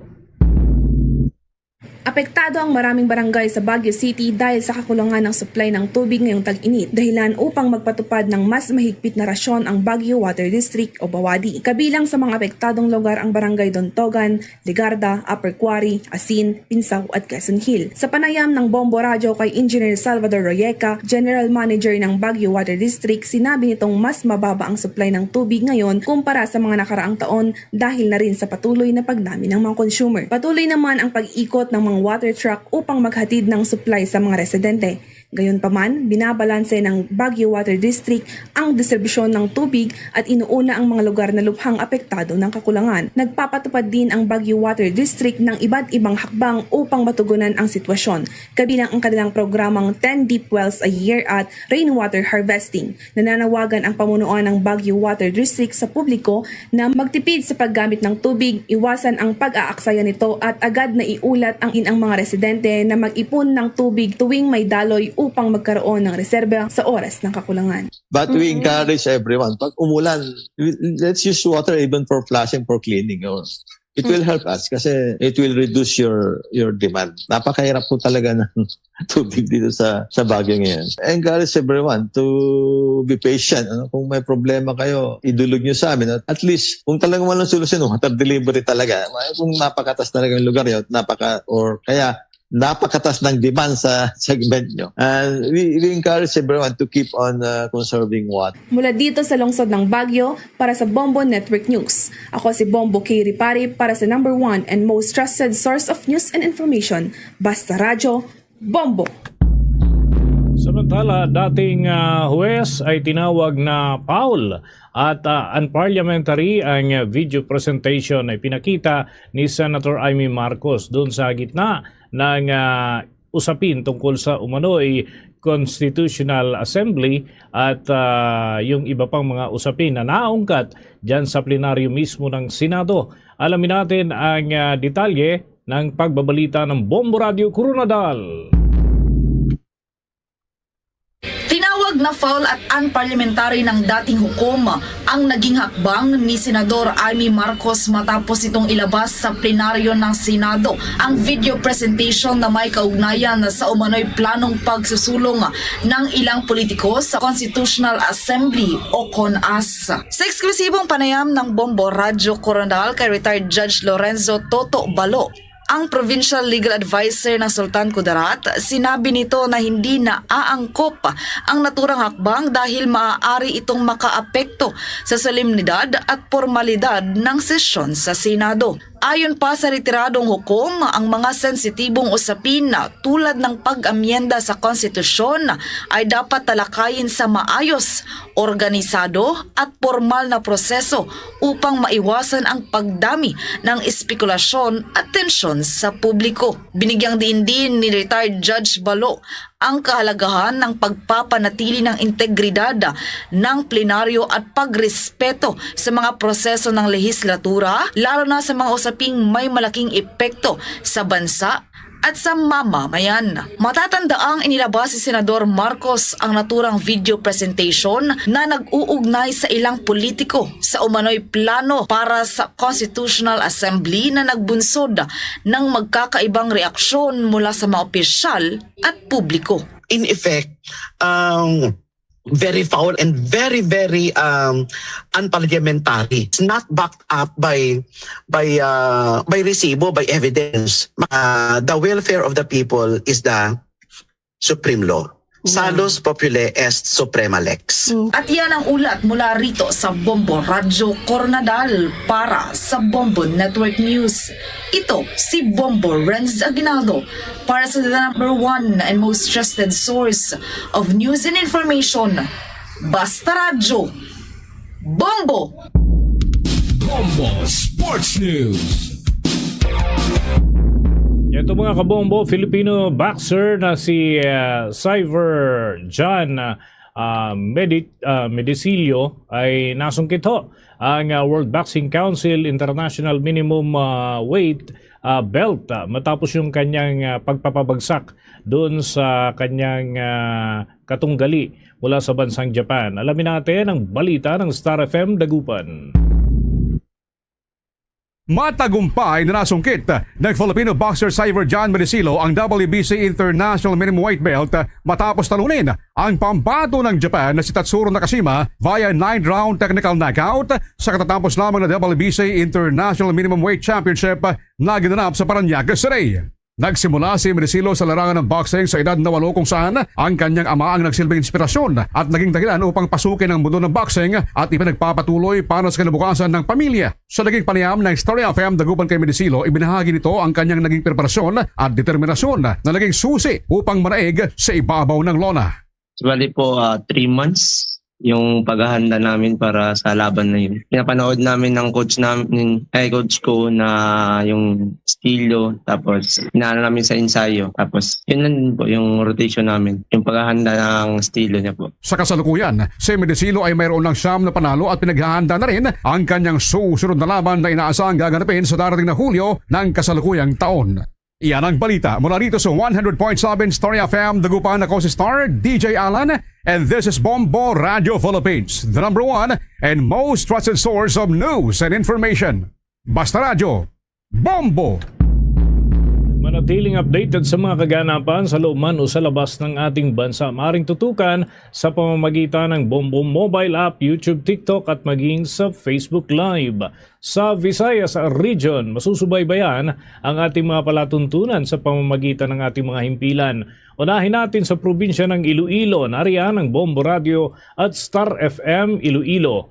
Doon naman sa Negros Island, Bombo Radio at Star FM Bacolod. Sa Central Visayas, Bombo Radio at Star FM Cebu. Habang dyan sa probinsya ng Capiz, nariyan po ang Bombo Radio at Star FM Rojas. Kung kayo naman ay nasa dako po ng Boracay Island o kaya dyan sa iba pang parte ng lalawigan ng Aklan, mapapakinggan at mapapanood ang mga palatuntunan ng Bombo Radio Kalibo. Samantala sa Eastern Visayas, Bombo Radio Tacloban.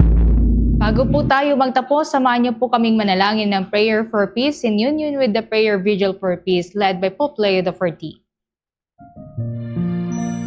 Lord, make us instruments of your peace in a world wounded by conflict, especially in the Middle East, where fear, anger, and uncertainty continue to grow.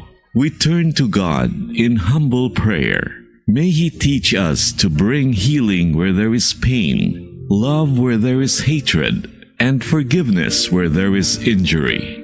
Where there is division among nations, may dialogue begin. Where there is despair, may hope rise. Where there is darkness, may His light shine. Where there is violence, may courage for peace prevail. We pray for all countries affected by tension and war. May the hearts of leaders be calmed and guided toward justice, compassion, and respect for every human life. May they seek not conflict, but understanding. O Divine Master, Teach us not to seek to be understood, but to understand. Not to be consoled, but to console. Not to be loved, but to love. For it is in giving that we receive, in pardoning that we are pardoned, and in letting go of hatred that we are born into true and lasting peace. May your peace descend upon the Middle East and the whole world, upon every suffering family, every frightened child, and every weary heart. We ask this through Christ our Lord. Amen.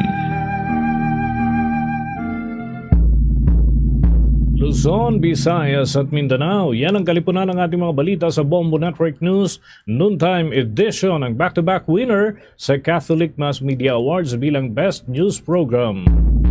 At mula rito sa Bombo News Center, Makati, this is Bombo Radio Philippines, the number one and most trusted source of news and information. Basta Radio, Bombo! For the most trusted source of news and information, visit our website at www.bomboradio.com. Follow us on Bombo Radio mobile app, Facebook, YouTube, TikTok, and X, formerly Twitter.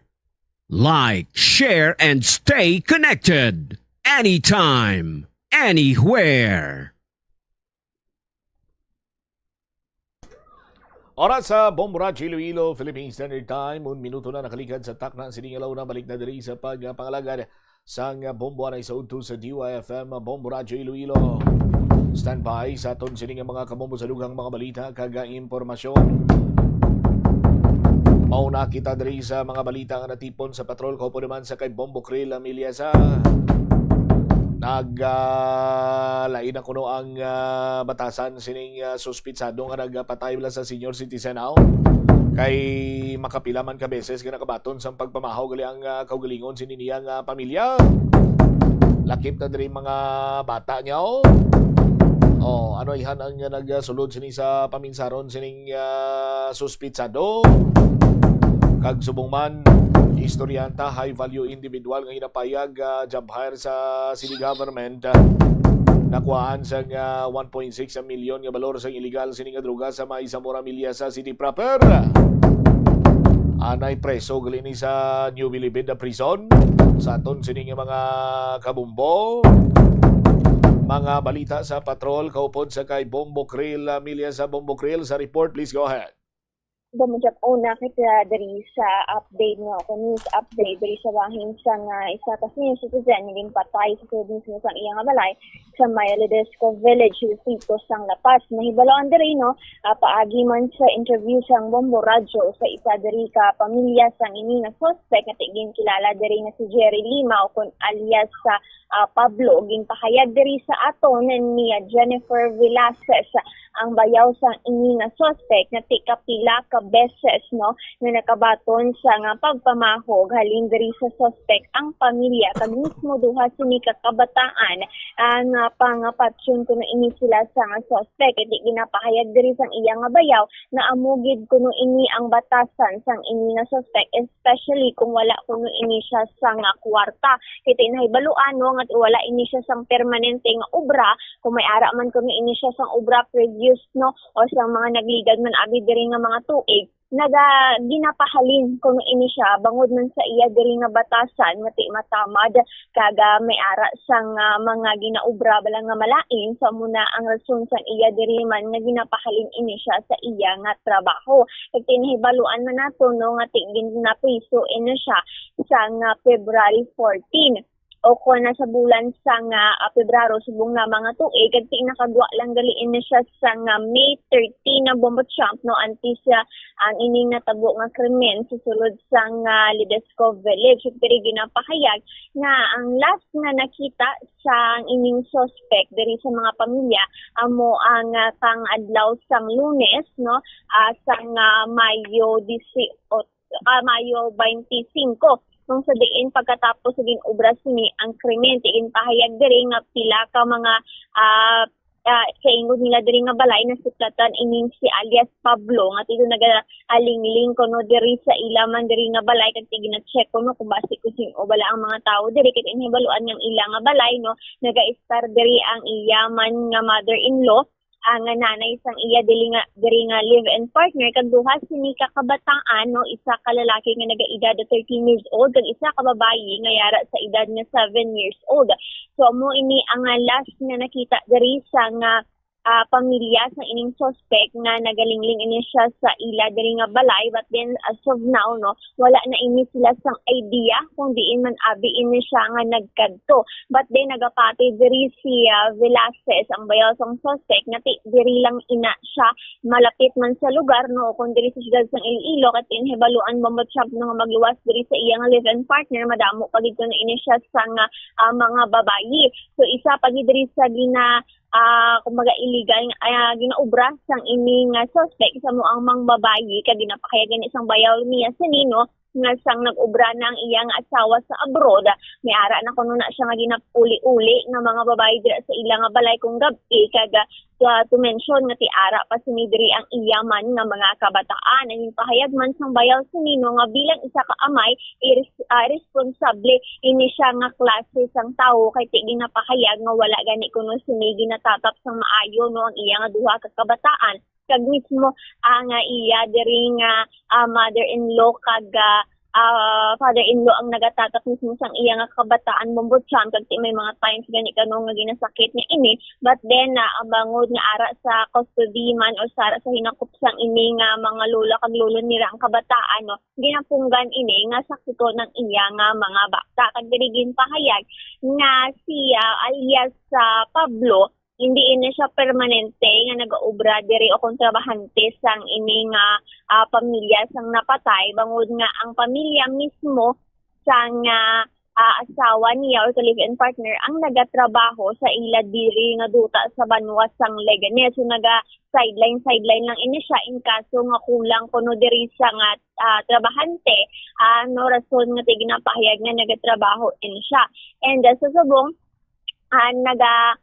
koordinar man ang pamilya sa ining bahin sa ating mga kapulisan to identify, to monitor kung diin na diri nagkapalagyo o kung nagapanago ang ining si alias Pablo. Kaging pahayag man diri no ni Velasquez nga ginlikaw niya nga duha sini ka kabataan as well as man ang iya diri nga nanay no or ang mother-in-law ni alias Pablo ginpahalin diri sa may banwa sang Leganés man for the security kay ginakulbaan sila bumutyam nga base may mga times na mag-abot no or sa kagabihon nanukto kaining sa alias Pablo kag wala sila kahibalo kung ano ang pwede sini nga mahimo sa iya man diri nga kabataan given na kapira na ini siya no maghatag sa nga pagpamahog man kag sa bahin man sang iyang asawa nga ayara sa abroad nakabaton man ini sang pagpamahog halin diri kay alias Pablo paagi man sa social media account na kung diin ginapahayag kung hindi makasustener no or makahatag diri sang kwartang iyang asawa posible gid nga tipatso niya sini kuno ang duha nila kakabataan kay inhibaluan nga may ara ini siya sang illegal nga armas nga ara sa iya nga paghinakop kung may mga kuno ini siya bombo siya may mga tendency kuno nga nagapalupok lang ini kuno sa ilaman nga balay may ara man kuno kis ang kumaakig man ini siya gilayon ini siya kuno nagabag-id sa nga binangon so uni nila diri mahibaluan kung ano ang mga nagadalagan sa isip sini ni alias Pablo but then ginamake sure lang nila diri nga tiisa for the security sang ilang pamilya no ginpalikaw nila anay ini kag wala na diri nagatiner sa bahin sang banwa sang Leganés kag dugang niya pa diri ni alias Velasquez sa pagkilala niya sa iyang bayaw hipuson ini siya no but then ang kulo kanu yara sa sulod sige napahayag naman gani ko no kung ikaw kanu nga klase ka isa ka babayi kung amo ini nga tawo ang imo nga napangasawa no pasigurado gid kuno nga hinyo sila nimo kay wala ini siya sang maayo nga ginahimo para man sa iya nga pamilya. So yari babati naton diri ang naging interview sang Bombo Radio kay Jennifer Velasquez ang bayaw sang suspect. Amana sir ipuso niya tawag pero galang ite yawan ka lang kay spilling ka yang batasan gid guro. Nakibot man kami gani sir kay ite kibot namin sang Lunes ang agawon so na libutan namin ka pulis di pangita na sa.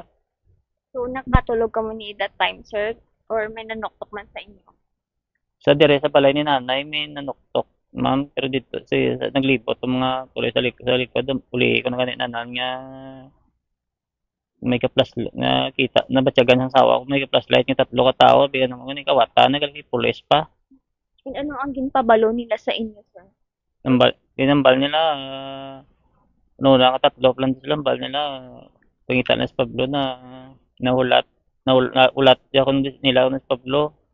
Tigo sa huli, galit, batian ko na, pinatayan na galit ang tigulang sa lidis ko. Ano ka matuod? Pero nga, ginpao, pang bata pa, ginamit, pangan. Oo, okay, sang Lunes na sang aga, nanugid yung malam na sampiak namon. Nga nagambal sa abalik ko niya sinanay kag duay ka bata pamatiyon. Din ang nauna, sir, ang natabo sa lapas o kung ang pagpahog sa kay nanay? Bali ang pagpanugid sang malam sa tupad naman, sir. Lunes na sang aga, nakonsensya man ko hindi manugid.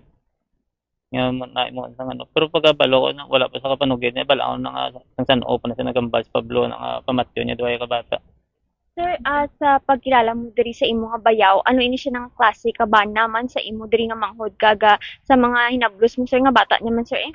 Amo nambal ko ro ma'am nga kon isa ka babae ko ro nga makambal ko ro nga kung siya na pamana mo ko ro mambal ko ro tanan nga inulsol ko ro magyan mo gid ipuson ka tama nga ito hindi nambal ko gid ko ro ma'am nga ipakumparam sa isa eskwelahan mambal nga cum laude ka ko ro mabalik mamango gid ko ro kung siya mapamana mo gid ko ro kay budlay gid ispilingan batasan niya. Yung sakit niya na yung bataan. Ang bata sir kagay na sakit galing tang hindi madali-dali sakit kaya ara si tatay ka kapatunga ang duwa ka malam kapatunga kay konsilingan non mo gabi do matyag mo do hindi mo man do kasama na din mabaid na din binangon niya. Balaan niya ng sir nga nakaingit sa legal staff. Wala man sir iway ko pro way man ko nakabantay siya sa biyahe ako na biyahe na. Sir, nabalaan niyo, sir, kung ano ang rason nga agin pahalin ina siya sa nagatrabahante diri sa nabiktima, sir, ang napatay? Bisan ma'am, bisan sa diin ko ro makadto ma'am kun wala na mo sa imong asawa, ma'am. Wala lang patiniron mo di nga bisan di sa pagpilinan sang malam di laban panong gid naman sa sakit patiniron mo di nga way mo paktan uloy na nga dan isa pa bisan sa diin ka lang kabati gaano na sa nga gadala sa babae na patulog yan lang kami insulto na nakatama Ari man ang mga kabataan niyo, sir? Ma'am galing kiti gabi man ginadala di babae Pero sir, sa bahin sa nga ini nga biktima, sir, ano ang rason nga agin pahalin siya sa iya nga trabaho kay di ba nagatrabaho ini diri sa duta, sir? Wala man ma'am hindi sa silinga si sa tatay ginang kubra sa talamnan ma'am. So, gabulig-bulig lang sana ginasulan lang sa ni tatay. Bali si tatay ginasuna kubra hindi na kay siya gabulig-bulig lang tapos inadlawan lang si tatay. Pero kilala niya ni sir ang mga amo man sa diri sa duta, sir? Kilala ma'am kay kun sa una may pabrato sa ang malam na isa napakadto na tong si Jerry Lima naman. And aware man ka mo, sir, nga may pusil na siya or kumpirmado gid man nga manay hinakop nga pusil ini, sir? Mayara ma'am kay bisan adlaw nga dan ma'am do si Buret man magpalpok-lupok di sa dan ma'am ka pusil ma'am pakita-kita man na pusil nga dan. Ano ni sir ang estado na sa mga kabataan niya given nga amo ni siya nga klase ka amay abi, sir? Ano ang paglantaw mo sa mga kabataan niya? Atong bata nga laki kag bahay ma'am ato gatulala sang pagtabo to do hindi magkaon kanon na ganitong duhay ka bata ka di sa kulba man kag nga amo nga problema ma'am And saan sir last nga nakita ini si Pablo kag balaan niyo ba kung diin ini siya subong, sir? Subong ma'am may idea ma'am pero sa banta ko lapyat lang ng tigyapon ma'am. Saan last nga makita sa iya, sir? Ang may nakakita siya doon ma'am sa may likod sa bakante Lunes ang udto. Na nagkadto pa siya din? Wala sa kapalapit ma'am ginatiid jadi ko ma'am kung sino tao di ma'am kitip ang plano ay karoy mo anya kit man ko na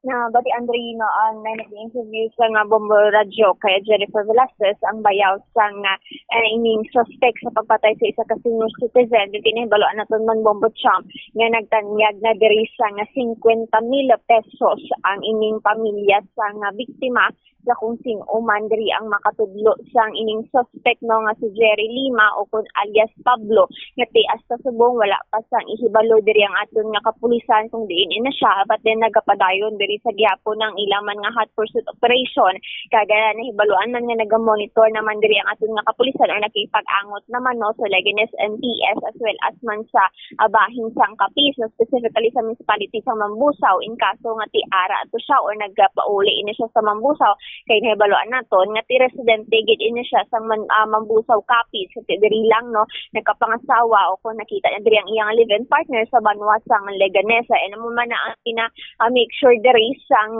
pamilya sang iyang asawa ang asawa sang suspect nga ang security sang ilaman diri nga pamilya as well as ang duha gid ka kabataan sang ining suspect iti makita ganito or based on diri sa panaysayon sang bayaw niya kati do wala bala sang pagpalangga ang ining amay niya mismo sa iya nga kabataan so man nga ti ginahimo sini ang mga illegal nga buluhaton no nga ti nagaka-apekto gid subong sa iya nga pamilya Bomotsa.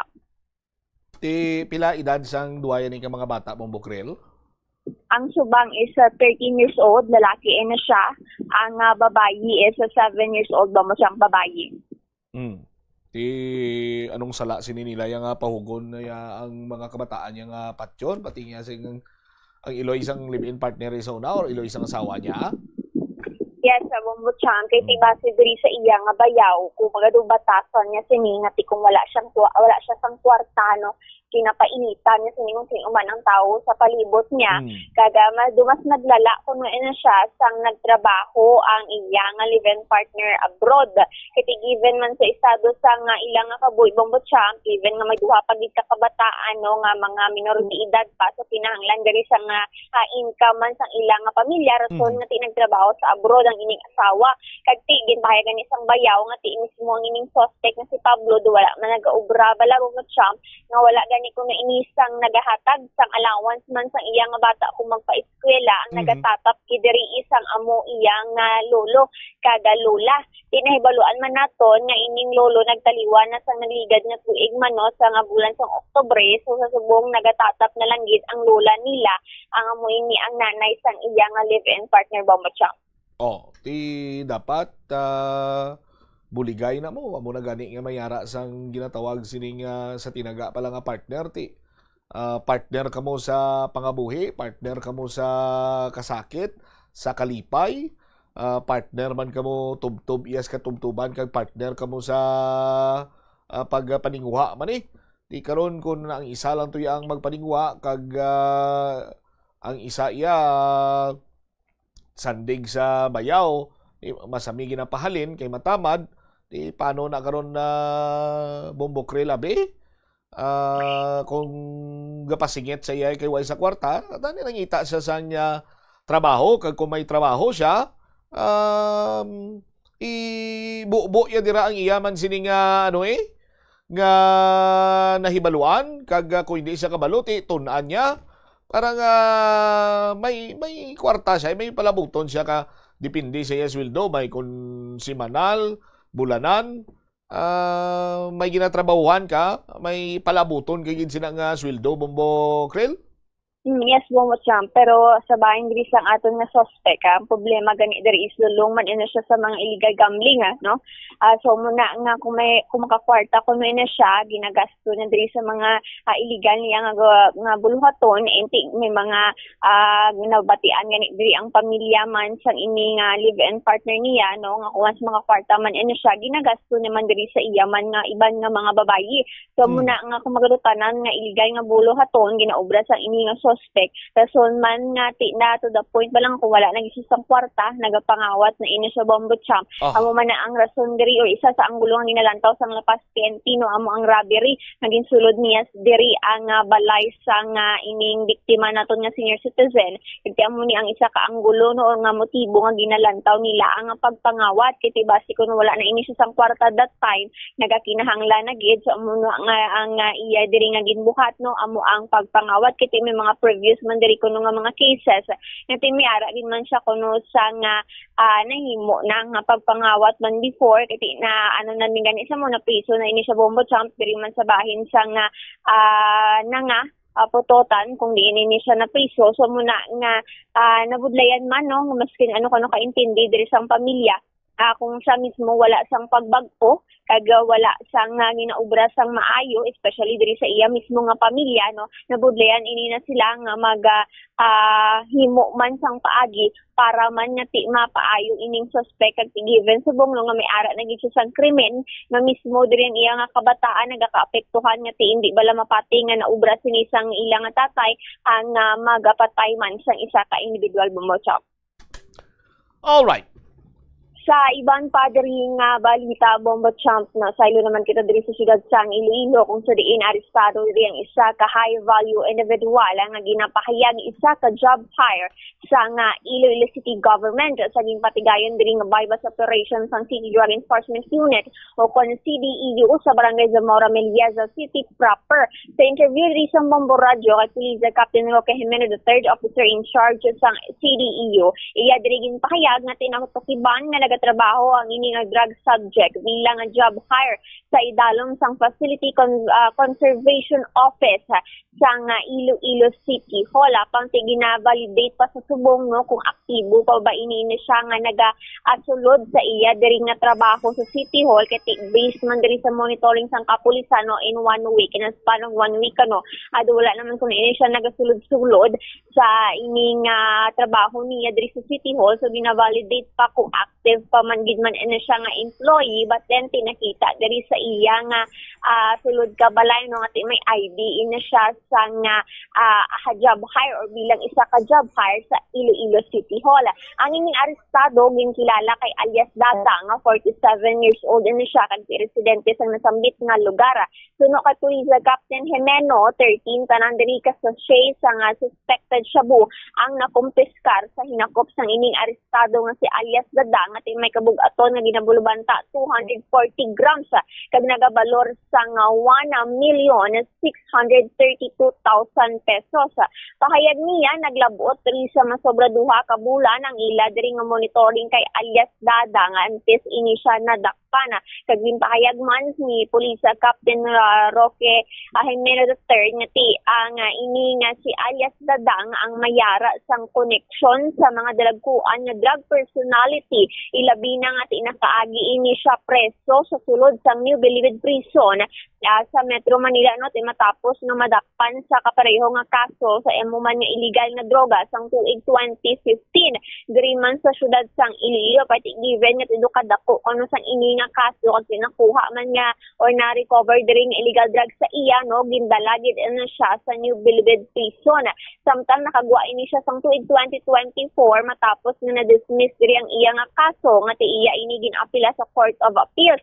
Yung pahayag pa ni Police Captain Jimeno nga sang nakagwa ini siya sa prisuhan kag nagpuli diri sa syudad sang Iloilo hinhimo niya na sini nga negosyo ang illegal nga drugs kung sabihin ginakabig na ini siya sang aton nga kapulisan bilang isa sa mga nagapalaptas sang illegal nga droga diri sa syudad bangod nga siya mismo no ang ginasaligan diri sang ililang man nga grupo nga nakilala sa sulod sang New Bilibid Prison nga ti amo nga siya ang mismo nga mga mot sa mga supply nga ginapadara diri sa iya kanti mga i-deliver naman sa mga idalom nila diri nga mga kaupod man nga mga drug subject at ginakabig ini siya bilang bodegero sang shabu kag diri ginpahayag pa or dugang pa ni Police Captain Jimeno na aminado sila nga mga kapulisan nga once gani kano ang isa ka drug subject mapriso no sa isa ka sulod ka prisuhan nagadako diri ang ilaman nga koneksyon bangod nga nagaulupod ang ini mga drug subjects sa sulod sa nga prisuhan. So once may isa ini sa ila kuno nga nakagwa, wala diri nagauntat ang ila nga koneksyon para man nga ti magpadayon man diri ang ila nga negosyo kag to make sure nga ti may mga naga-continue as we mentioned ang ila diri nga negosyo kung sino man diri ang ila nga ginasaligan amo na ang ila nga ginapahulag no diri sa may gwa sang presuhan. So ginpayag diri ni Police Captain Jimeno nga gina-monitor nila ini si alias Dadang no kag ti nakuluyan nga nagkagat ini siya sa ila diri nga operasyon kag ti na arestado gid ang ini nga nasambit nga persona. So yari pabati naman nato diri ang naging interview sa nga Bombo Radio kay Police Captain Roque Jimeno, the third officer in charge of sang CDEU.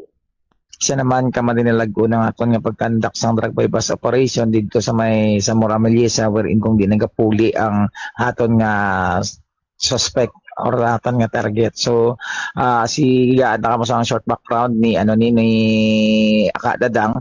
Si Aka Dadang previously may kaso ni sa 9165 sang 2015 kay allegedly nadakpan ini sa may Smallville Complex but nakalaya ni sa 2024 kay daw na-dismiss niya ang case niya sa iya pag-appeal.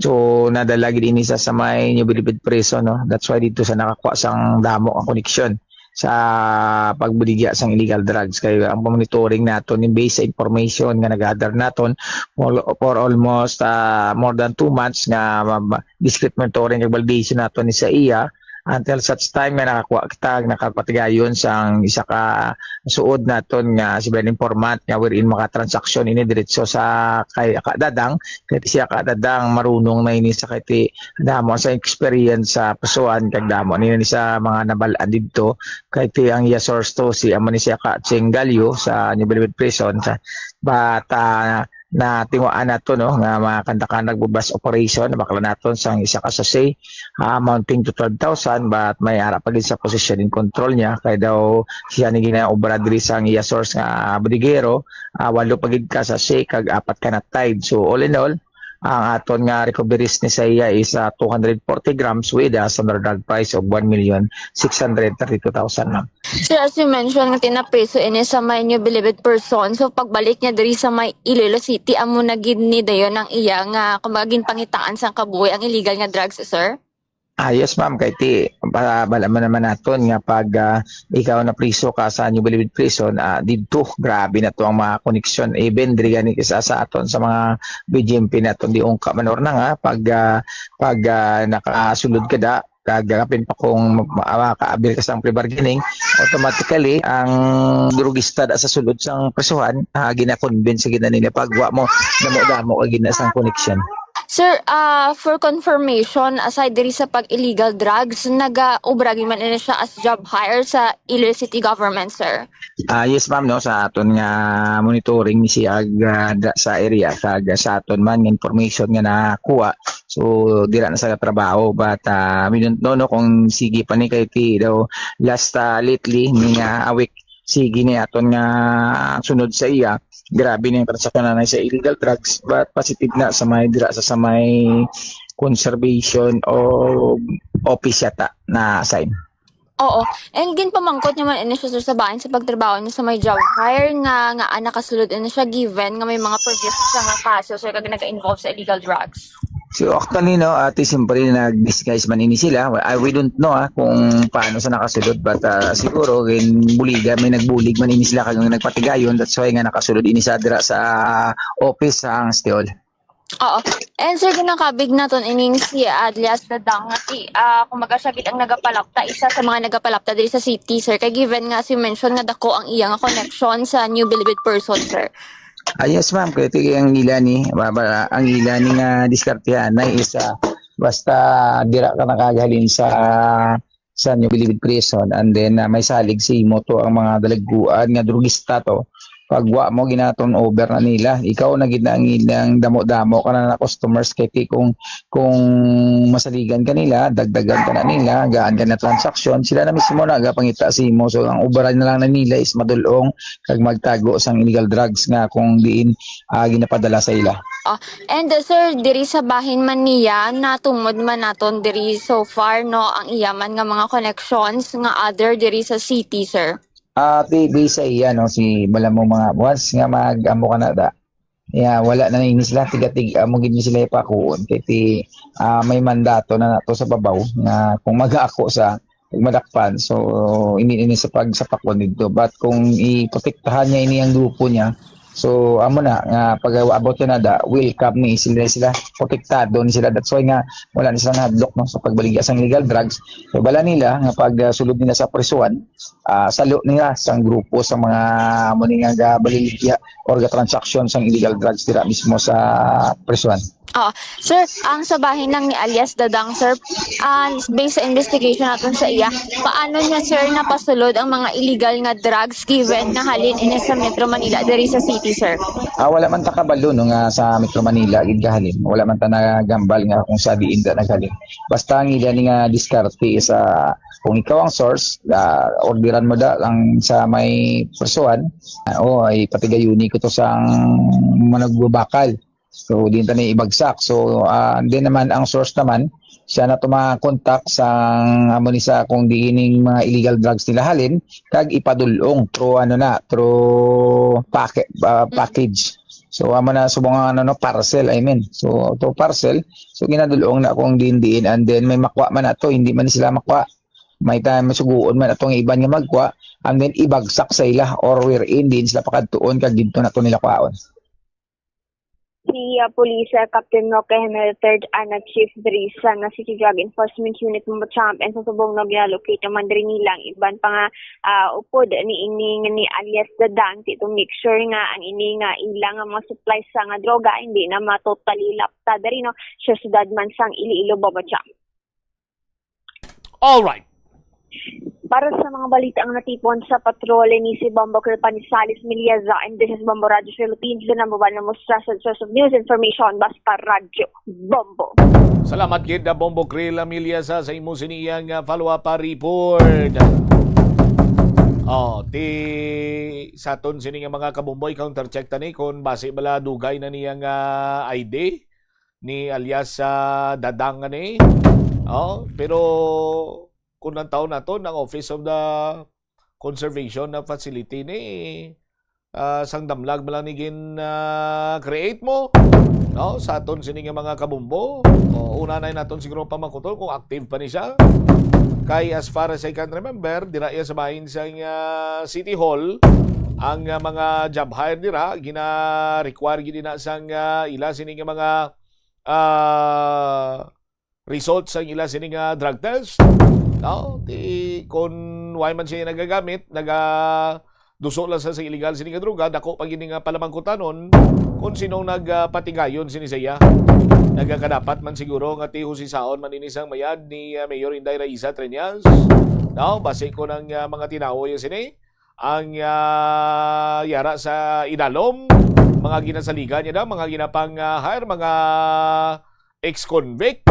Okay lang na mga ex-convict yang ati mabago kag mambal sini naton la nagbagong buhay kag matrabaho na ginang ginapangita. Hindi kay nakagwa lang sa prisuan kay kumo naka-plea bargaining or may impluwensya or may ginasandigan kagati pagwaya mo magyapon niya sini nga hulag amo magyapon sini nga negosyo. Naglala kay Dlag Kuanay pagid ang iya sini nga ginaduso karon niya nga illegal nga droga. Sabay naman iya sang suspitsado, sa aton sini karon mga kauturan na hibaluan nga mayara ini siya sang armas. Kon matultulan gid man ini siya sang aton sini kapulisan, hindi ka gid maghuruakyaw nga maggrugabot ka sang armas mo kay siyempre madipinsa man yang kapulisan mo. Kagamayara na sang 50,000 pesos nga reward money ang pamilya nga ihatag sa kung sino man ang makatumod sang whereabouts sining ni alias Pablo Lima. 33 minutos na nakalikan sa takna sining launa. Pagbalik nato na Banwa, kumusta na ang mga water tanks nga ginapang butang, ginpang install sa napulo ka mga identified na barangays nga yara sa bahin karon niya sa critical status or high risk sa ila siniyang tubig, no? Or supply sa tubig sa ila sining lugar. Lakip na dugang pagin sini mga balita kag impormasyon na balikan ta sa aton sini nga pagpalayag sa gihapon diri sa palatuntunan na bombohan ay sa udto pagkatapos gilamang sa pila ka importante nga mga pahibalo. Oras 34 minutos na kaligad sa takna nga launa. Plazuela de Iloilo Billboard of Activities for May 24 to 30, 2026. Sa pinakaulihing Sabado sang Mayo, spend it sa Plazuela de Iloilo. Kaupod si Mr. Totong Villaruz, kagangiyang banda sa concert at the plaza. Blasting of alas 6 ng gabi sa Mayo 30, Sabado. Sa tion sa musical show, napulo ka mga matahom nga Plazuela de Iloilo mags kag madamo pa nga iban ang igaparapol sa mga suki sang Plazuela de Iloilo. Sa Mayo 31, Domingo, ginaagdang tanan nga mangin kabahin sa Eucharistic celebration nga pagahiwaton sa Latolda sa among adlaw alas 11 sang aga. Sa tion sang Holy Mass, pangayoon naton sa Ginoo nga hatagan niya kita sang kabakod nga malampuwasan ang internal kag external problems sang aton pungsod. Plazuela de Iloilo, we remain to be one with you in the common hope for a better community and a progressive country in 2026. Limitahan ang pag-charge sang devices. Hindi pagpabayaan nga naka-plug ang phone, laptop o kung tablet kung puno na ang battery. Pat yun o kung i-unplug yun kung tapos na. Makakinot ini bisan gamay lang per device. Ilabi na kung madamo ang empleyado sa opisina.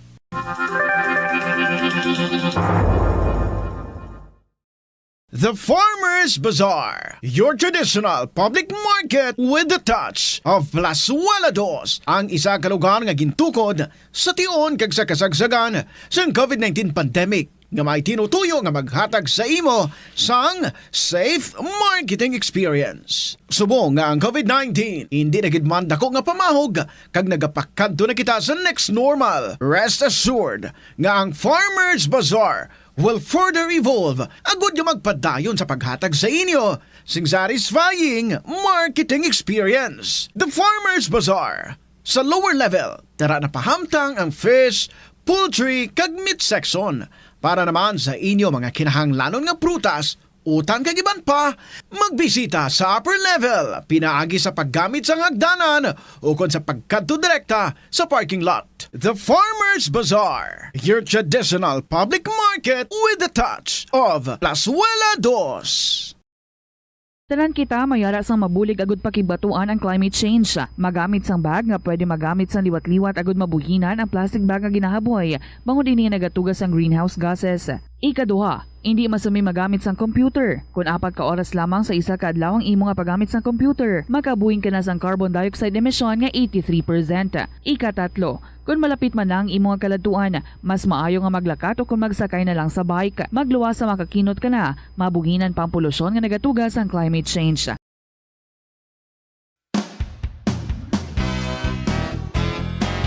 Saludo ang Pioneer Adhesive sa mga nagpapaginawa ng buhay natin. Ang laking ginhawa ng dulot nyo. Gumagaan ang buhay dahil sa inyo. Latero, tubero, panday, mekaniko, antero, sampatero, karpintero, pintor, kaminero, relohero. Ang Pioneer believe sa inyo.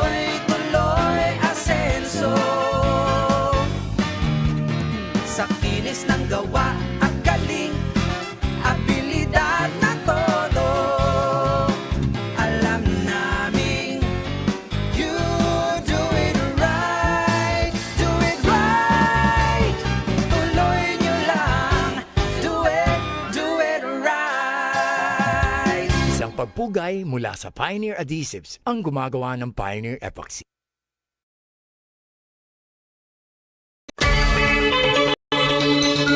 Kung ginbilin ang computer nga nagaandar bisan wala ginagamit, nagakonsumo gihapon ini sang kuryente. Mas makinot kung ibutang sa sleep mode kung wala ginagamit sang 5 to 10 minutes.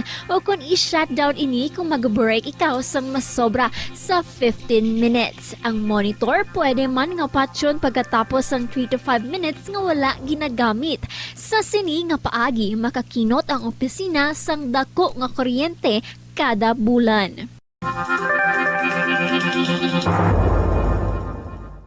May kilala ka bala nga mga bata nga mahilig sa video games? Sa minutos na nakaligad sa takna siningalaw na balik na diri sa pagpangalagad sa Bombo Hanay sa udtod sa DYFM, Bombo Radio Iloilo. Standby sa aton sining mga kabombo sa dugang nga mga balita kag impormasyon diri man sa aton sining pangalagad.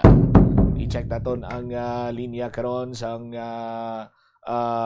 ni Engineer Neil Ravina, Executive Director sa Crisis Management Council, matapos ngati may mga barangay na or ining napulo ka mga barangay nga gina-identify nga yara sa critical level, may mga napang-install na dito nga mga static tanks. Kag check naman nato ini karon kung may mga deliveries na nga natigayon sa aton sinikaron nga mga kabombo. Ining napulo ka barangay, 10 out of 25 barangays sa aton sining mga kabombo ang matamat nga ginabutangan sa mga static tanks kag ginadeliveran sa tubig. Sa aton sining mga kabombo sa linya naton karon si Engineer Neil Ravina sa General Services Office. At the same time, siya Executive Director sa Crisis Management Council.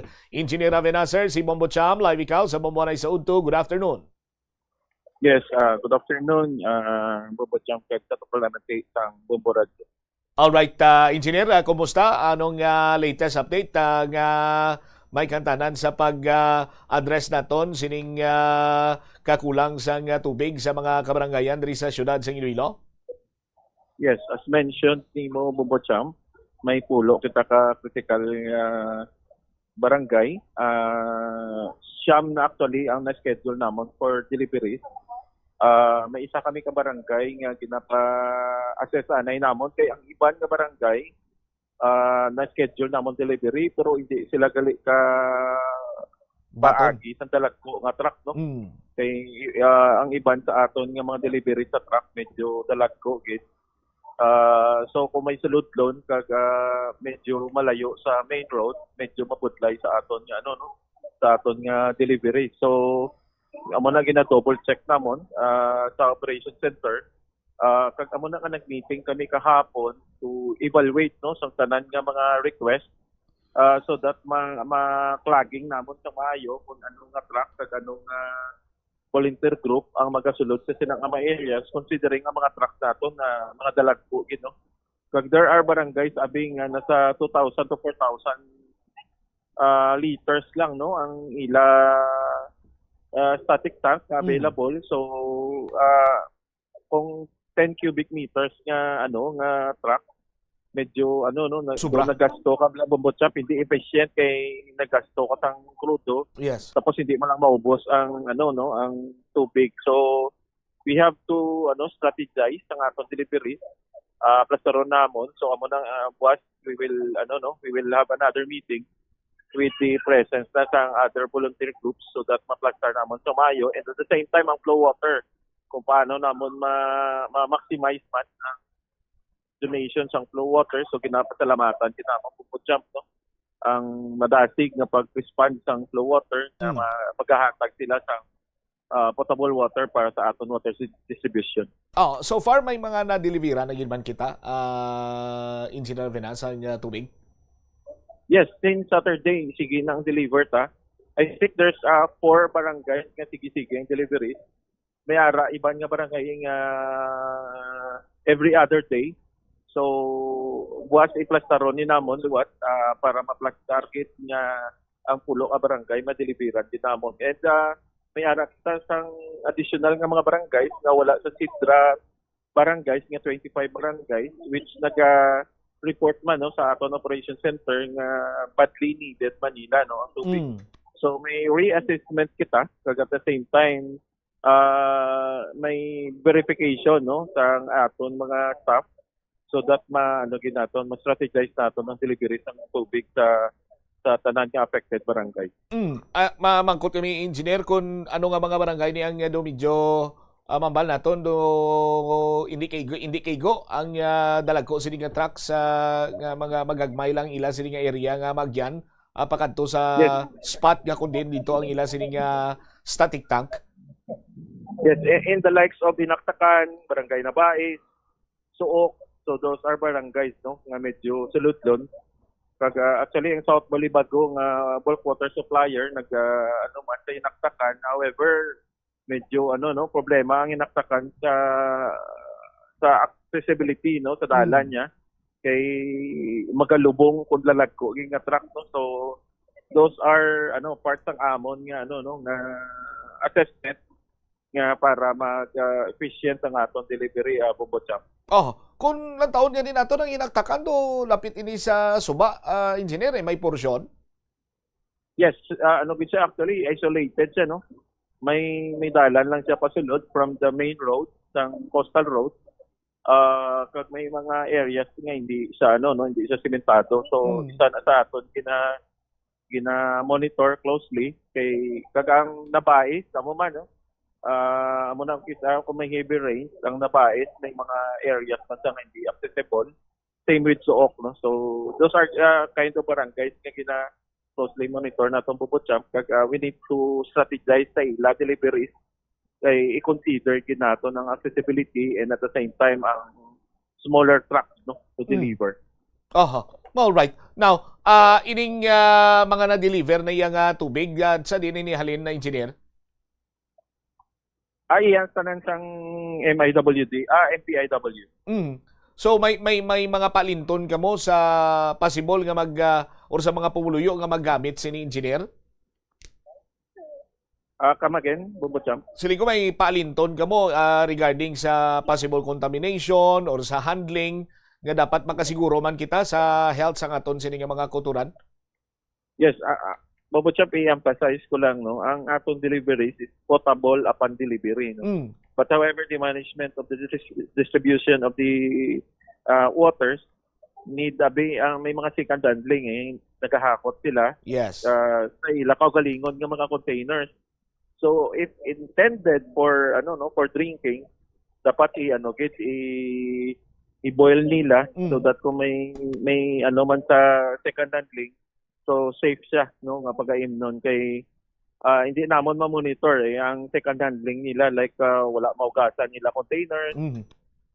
Tapos need ang pag-transport bala Bombochamp no. So the managing of the distribution abi sa barangay will be sa ilad sa aton nga mga barangay official. All right. Now, another pagin sini engineer 10 out of 25. Ang 25 ni nga mga identified nga yara man sa critical stage, butangan man ni sa mga static tanks or may existing na ini sila nga mga static tanks nga daan na engineer? Yes, actually nagsubmit ako kay Mayor sang report nga tagaan pa sang tagduwa ka static tanks no, ang mga 25 barangay so that ma-maximize nato ng deliveries. Kaya ang ibang nga barangay, although may ara, like for example, ang Inaktakan, may 6,000 liters na siya existing, no?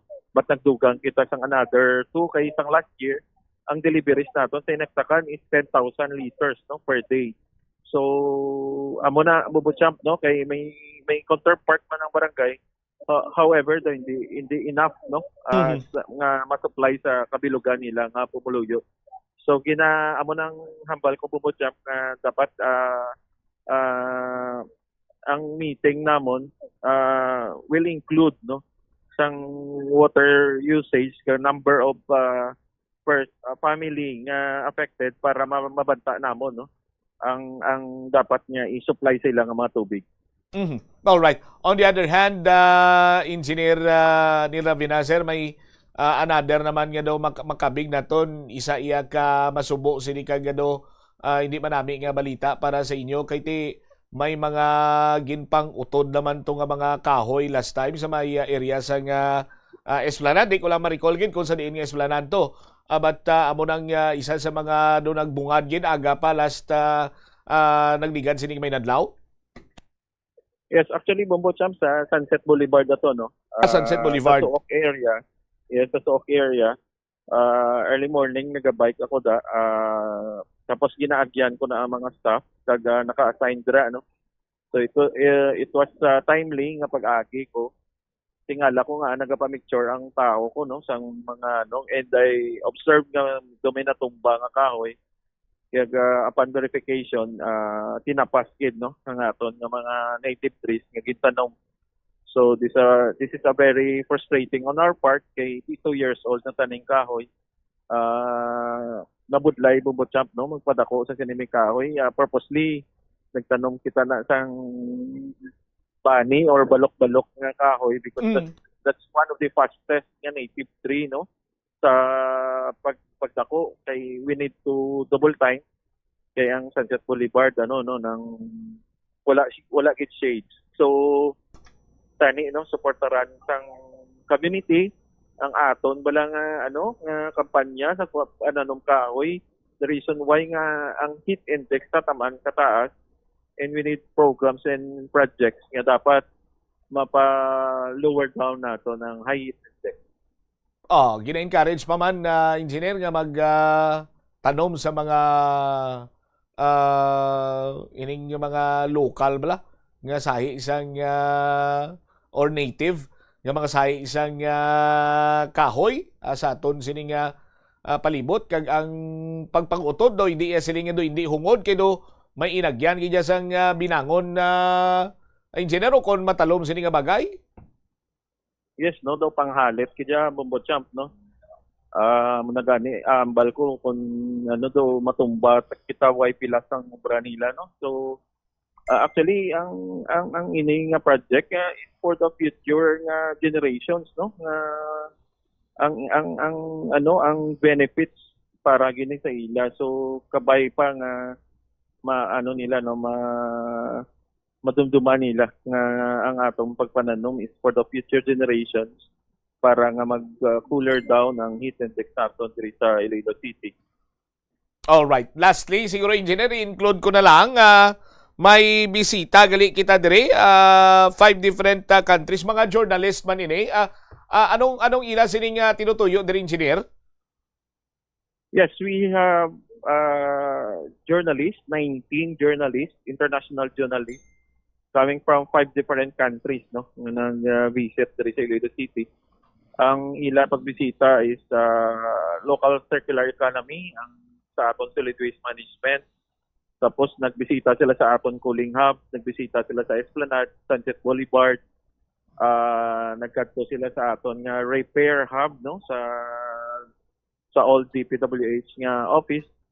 So inita nang gibisitahan nila and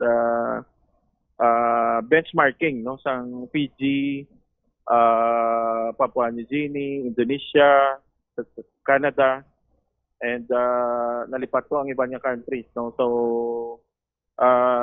nakibot sila, no, sang sitwasyon sa Iloilo City and ang Iloilo River, no, do gindayaw ginila ang Iloilo River kag ang aton cooling hub Bombo Champ, no, kay do nakibot sila. So unique nga project and ginsulod nila aton cooling hub kag actually nagpalantaw sila sang sang ilang mga blood pressures dito sa cooling hub, no. So tingin ko this is in response for a very high heat index sa diri nga mga area. Bago lang sila makita nga may amuna diyan sa syudad gali engineer, no? Yes, actually pati sa Indonesia nakibot, no. Wala na ko sa Indonesia. So bisan nga tagiti man to init sa ila engineer, do why sila kapaminsar sa kamo sa sadto? Wala, actually Bombo Champ, no, na nakibot sila and asking me kung paano nagsulod sa amon na idea ang amo sila nga no, and they were surprised that the cooling hub wala sang budget, wala sang gasto, no, nga nga gino-refurbish lang naton ang mga equipment kag ang gipanggamit naton para sa repair hub. Ti mag-amo sini nga daw interesado tong isa ka Indonesian journalist, pagbalik na to sa ila, ipakita-kita inid, dako posibilidad niya i-replicate ini sa mga sa Indonesian government kun pananglitan na Engineer Abenazar? Yes, actually amo ano nila no to replicate nga sa mga good projects diri sa Iloilo City. Pati ganing Bulacan nag-feedback sa akon, may taga Bulacan sila nga upot niya from ng Radyo Pilipinas nga nga media outlet kag nagmuno gid siya nga bisan sa Bulacan kuno so layo na kuno ang antat ng Iloilo City sa Bulacan Ang wala lang guro to sila ti ang nagapangutod ka ni Team 3 Engineer. Mo na siguro mo wala lang ulugtasan guro. But anyway, Engineer, masiling kita nga ti nakaka-proud ba na bilang Ilonggo nga ti damo iya sang na-amaze kag in a way do naglibog ang ulo sini nila kung paano naton adri sa syudad sa Iloilo na plastar ang mga kasubong sini just like the cooling hub sang syudad sa Iloilo nga naga-offer sang medical service kag iban pa nga mga serbisyo katulad nga pwede ka makapahuway-huway, makapasilong-silong sa sining tuman kainit nga panyempo. Anyway, Engineer, thank you so much. Balangko medyo masako ka bisan na holiday but salamat kid sa paghatag sa tiyempo diri sa Bombo Radio. Yes, Bombo Champ, mayong hapon sa tanan sa taglamat isang Bombo Radio kag mayong hapon gid sa inyo. Derwavit si Engineer Ranil Ravinas ang General Services Office. At the same time, siya inibanwa ang Executive Director sa Crisis Management Council. Gina-confirm din ni Engineer Ravina ang mga kabarangayan nga na-delivera na iya sa tubig. Pero may mga gamay sila nga mga i-plansahon pagid katulad sa mga barangay nga makitid ang dalan so hindi kalabot itong hindi kasulod ang mga dalagko sini nga mga tubig. No? So mayara sa pagsinapol buwas nga adlaw kaupo ang mga bulk water suppliers ara man to ang flow water invited ang bal ni Engineer Ranil Ravena kay planuhan ining mga barangay nga mga gagmay bala sa aton sini nga mga kabombo kay para nga ma-maximize ang pag-deliver sa potable water sang treated water. Amo ning gindonar sa donar sa Flow Water Resources Iloilo Incorporated kag Bombo Radio Foundation Incorporated. Treated water iya way sang limit sa aton sini nga mga kasimanwa tubtob sa nga kinahanglanon para iya sa bulig sa mga pumuluyo diri sa syudad sa Iloilo. Sa aton sini nga mga kauturan ti amo ning isa sa mga ginatutukan man sa karon kag magluwasin natin may mga pila pa iya ka mga hilikoton man nga gina-attender si Engineer Ranil Ravena katulad ng ilamang sang napakigbahin niya sa aton nga mayara sa mga nagbilisita gali diri nga mga journalist sa iban sini nga pungsod. Sa aton sini nga mga kabumbo kag nakibot sila nga may mga cooling hub kita diri iya. Sa aton sini nga mga taga Palamati bisan sa lokal nga bahin diri lang sa pungsod na Pilipinas tiga libog ang ulo kag duwalos pa lang mahutik na kay Engineer Nel Rabina tudloy man kami be kon paano ina kay waisang gasto diri ang syudad sa Iloilo mo pinang install pinang tapik-tapik lang ginpatindog lang na daw sa aton sini nga mga kabumbo tapos ang ginakuan sang energy solar pa. Ti siyempre ang iban sini matingala giman kag ma-amaze. Ti siyempre lang kita ginapanindugan na naton ngati ang syudad sa Iloilo isa ka highly urbanized city. Sa aton sini magkasimanwa kag may mga innovations man kita diri nga ginapatigayon para iya sa kapuslanan sa tanan. Ang way lang to sa ila, nag-yom-yoman si Engineer Nel Ravina. Ang way lang to sa ila, nagapanghalit sa mga native trees. Ay, Sos Maria, kag-usip kung sino ka man imo iya. Sa aton sinima kabumbo, way kay mo sa obrahon. Di ginatingwaan sa city government. No? nga makatanom sa nga mga native trees sa aton sini nga mga kabumbo sa gyapon in line sa urban greening program sa nga syudad sa nga Iloilo. Ti paminsaran nyo bala banwa. Grabe subong ang init. Naga 44 degrees centigrade kita or Celsius kita. No? Kung may mga kahoy sa aton sini nga palibot, no? Sarang ininila iyang mabuhin-buhinan ang kapangon. May pasilungan pa kita. Ti kun ari ini sa aton urban areas, sa aton sini magkasimanwa, no?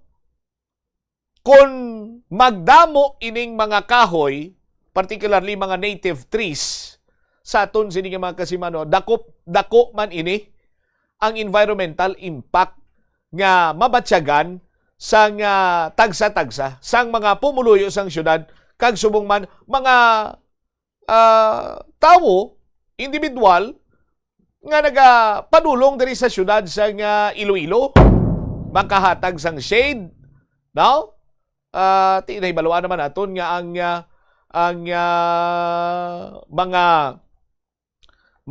mga kahoy nga ni sa aton sini nga mga kasimanwa amo ni ang kumbaga higop sang carbon dioxide emission sa aton sini karon nga mga kabumbo, sa aton sini nga mga tagpalamati,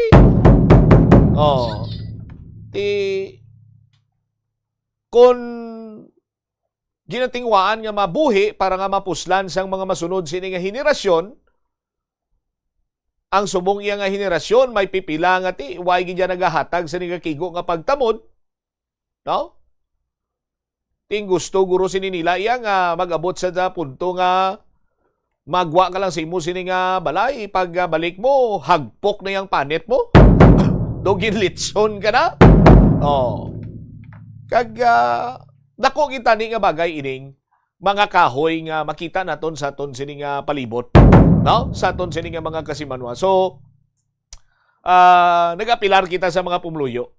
Hindi lamang dira iya sa may area sang sa bahin sang Sunset Boulevard, kundi sa palibot man sang syudad kay may mga kahoy man kita diri nga ginpang tanom, no? So hindi naton paghalitan, hindi naton pagpatsyon, no? Kung magdabong ini, mamulak, or kung ano man sining sistema, panigurado nga ti makabulig ini sa tagsa kapungloy sa syudad sa Iloilo.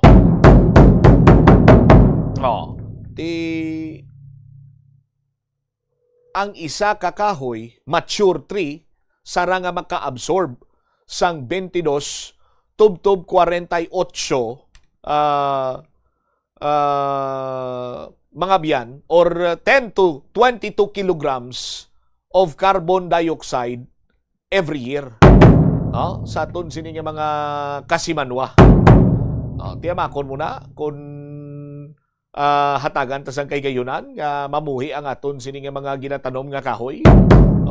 Sa aton sini nga mga kabombo. Anyway, lapang nagkikita sa latin sa aton sini nga pagpangalagad. Iban sining mga balita kag impormasyon, itugyan naton sa Iban Sining News and Public Affairs Program sang Bombo Radio Iloilo. Standby na sa kahapon lamang program, kaupo naman si kay Tita Regine. Isumamot siya, mablanco over gabilin sa imo sa manenayang hapon. May God bless us all. This is Bombo Radio Philippines, the number one and most trusted source of news and information. Basta Radio Bombo!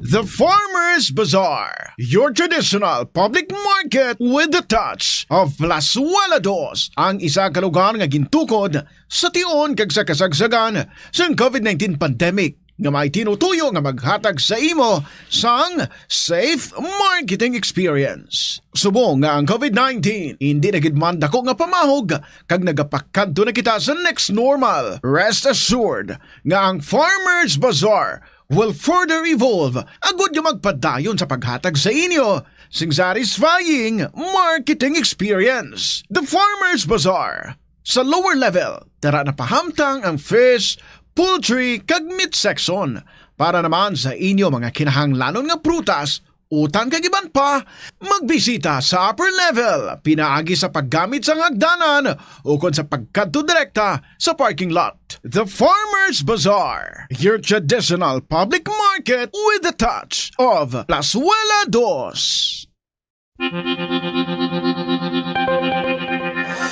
Kabombo, yari ang pwede mong himuon agud makakinot kita sa paggamit sang enerhiya. Kabombo nga motorista, paano ka bala mag-apply sang preno o kon brake kung nagamaneho? Likawan ang golpyada nga pag-accelerate kag pagpreno. Ang golpyada nga pag-accelerate kag pagpreno ang sara nga makakonsumo sang gatong tub-tub 3,700 pesos kada bulan. Samtang makakinot ka naman sang tub-tub 200 litros sang gatong kada bulan sa imo salakyan kung matawhay ang dalagan sang trapiko. Gani kung ikaw magmaneho, smooth and easy lang kabombo.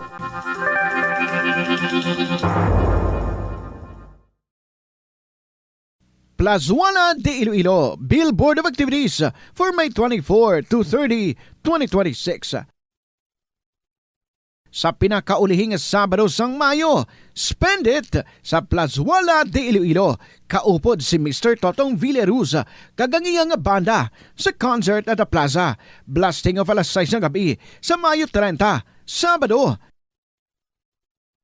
Sa tion sa musical show, napulo ka mga matahom nga Plazuela de Iloilo mags kag madamo pa nga iban ang iga-parapol sa mga suki sang Plazuela de Iloilo. Sa Mayo 31, Domingo, ginaagdang tanan nga mangin kabahin sa Eucharistic celebration nga pagahiwaton sa Latolda sa among adlaw alas 11 sang aga. Sa tion sang Holy Mass, pangayoon naton sa Ginoo nga hatagan niya kita sang kabakod nga malampuwasan ang internal kag external problems sang aton pungsod. Plazuela de Iloilo, we remain to be one with you in the common hope for a better community and a progressive country in 2026. Anggid sa eskwelahan nga madamo ang tawo, isa ka panugyan para epektibo ang pagtuon sa balay, amo ang pagpangita sa designated area agud nga matiniran kung ikaw nagasulat, nagabasa o kung nag-review. Pwede man nga lamesa sa kusina o kung sa desk sa sang inyo nga balay, pero hindi gid magigda sa imo nga katre samtang nagatuon. Inibagod nagakatemtar gid ikaw nga magpiyong-piyong, tubtub nga dalayon na ikaw nga matulugan. Siguraduha man nga malimpyo kag organisado ang lugar nga imo ginatun-an. Siguraduhon nga matinlo kag maayo ang kondisyon sa mga appliances, pareho sang electric fans kag air conditioners.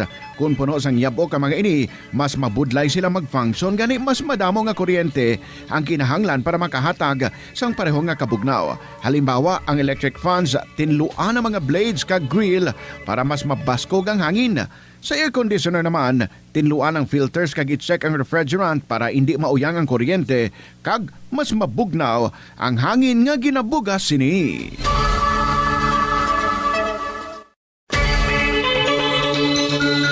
I-off ang suga sa wala ginagamit nga lugar. Patsyon ang suga sa restrooms, pantry, hallway, o kon meeting rooms kung wala sang tawo. Mas makinot inis sang sa pabayan lang nga nakabukas ang suga sa bilog nga adlaw. Ano bala ang dapat tandaan sa tion nga magbiyahe agud mangin hassle-free ang bakasyon? Yari ang pila ka mga tips. Una, i-check ang health kag travel alert sa napili nga mga lugar. Ikaduwa, magpili sang safe nga accommodation. Mag-research ka magbasa sa mga reviews sa napili nga lugar antes mag-book. Ikatatlo, siguraduhon nga may nagagana nga mobile phone. Ang tanan nga mga upod agud mangin mahapos ang komunikasyon sa tion nga madula o kung kinahanglan nga magbulagay sa dalan. Be prepared in case of emergencies. Siguraduhon nga may backup nga emergency plan nga may medical reimbursement sa tion nga may maospital bangod sa aksidente.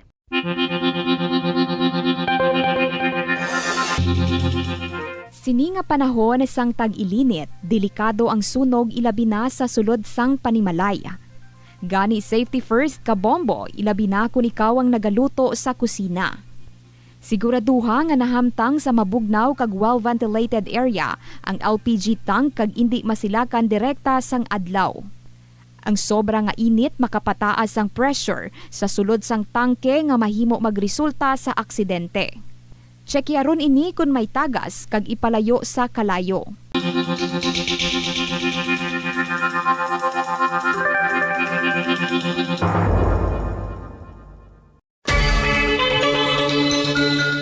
Magamit sang electronic power strips o kon extension sang linya sang kuryente, agod ma-expand ang mga outlet sa imo balay o opisina. Ang electronic power strips nga ginatawag man surge protectors, sarang pa makaproteher sa mga sensitibo nga electronic devices sa mga voltage spikes. Makabulig man ini sa pagkinot sang kuryente, bangod ang paggamit sang extension ang makabuhin sang phantom loads.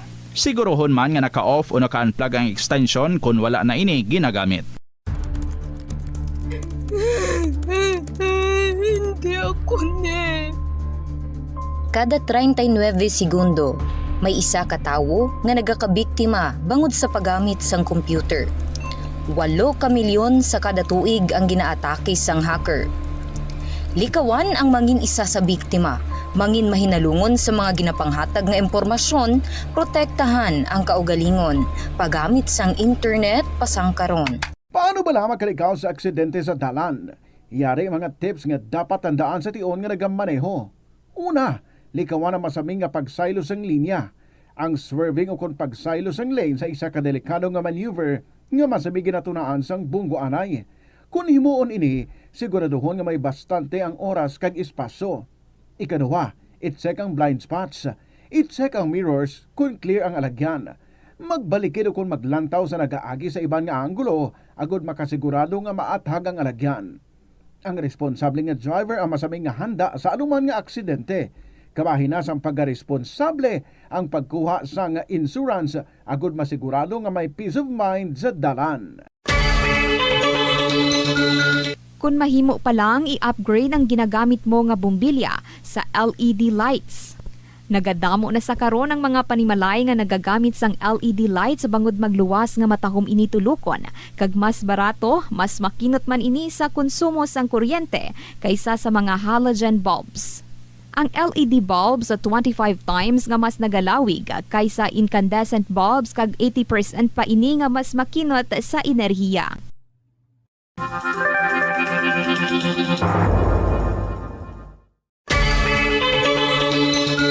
Kung nagabiyahe, dalang salakyan, planuhi ang ruta, kag tingbo ng mga malipot nga ruta. Ito ang Bombo Radio Philippines. Fully digitalized. Numero 1 sa balita, komentaryo, drama at serbisyo publiko.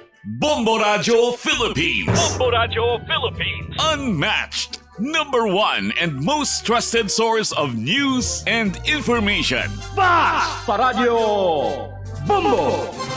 Good afternoon, maayong hapon gid sa inyo tanan mga kabombo. Welcome back diri sa kahapon lamang program. This is Tita Regine on a Wednesday. Uy, nakakatipid tayo ngayon. It's a holiday.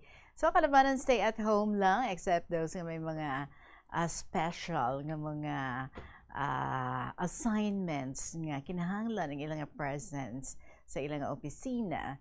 Good afternoon gid sa inyo. Ang iban nga at home lang, nakakatipid sa plete, nakakatipid sa budget sa food. Nakakatipid gid man bala.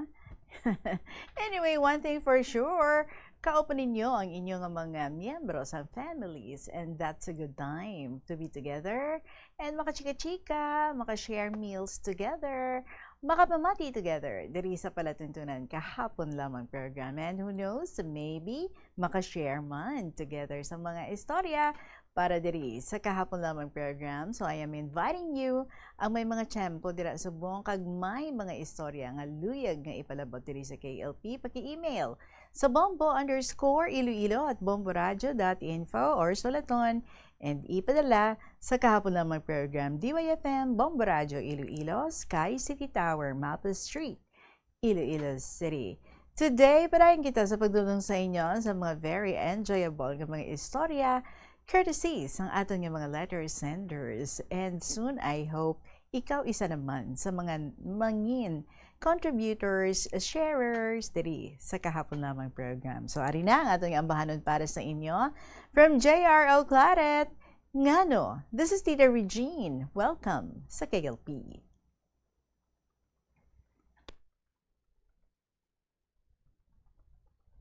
Dawaton na lang maski masakitan lang ko.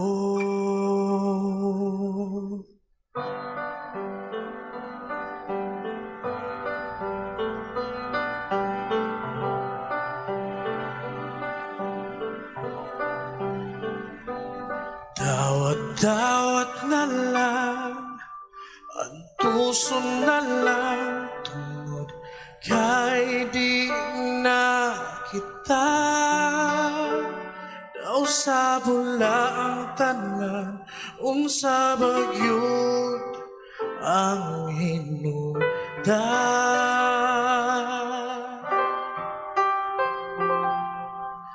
May pagwa na lang katagda, kung di yuri ay kita. Ang ikaw ako, usaha kanindot nga damgo.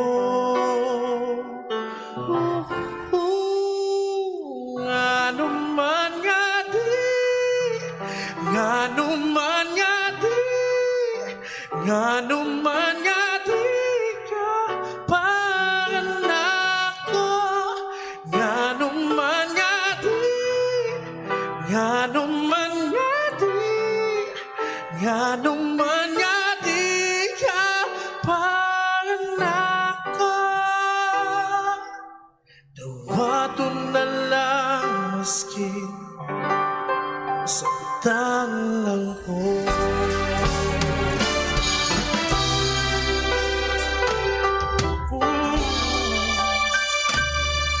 Akong ampingan ang atong handumanan, bisan wala ka na. Iyagi ko na lang sa joke ug smile ang tanang pangako. Ngano man nga di, ngano man nga di, ngano man nga di ka panako. Ngano man nga di, ngano man nga di, ngano man nga di ka panako. Bato na lang maski sakitan lang ko. Abi na ko guma ang mulabaw, kung malangog wa nailangin. Apanwa mo kini ibalong ka, tulo na lang.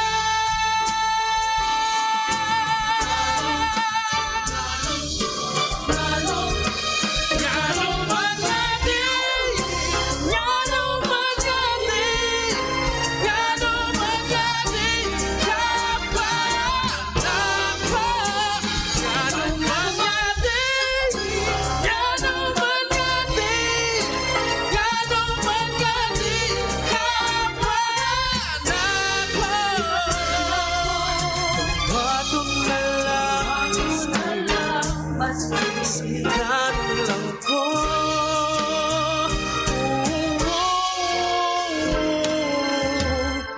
Bato na lang maski sakitan lang ko.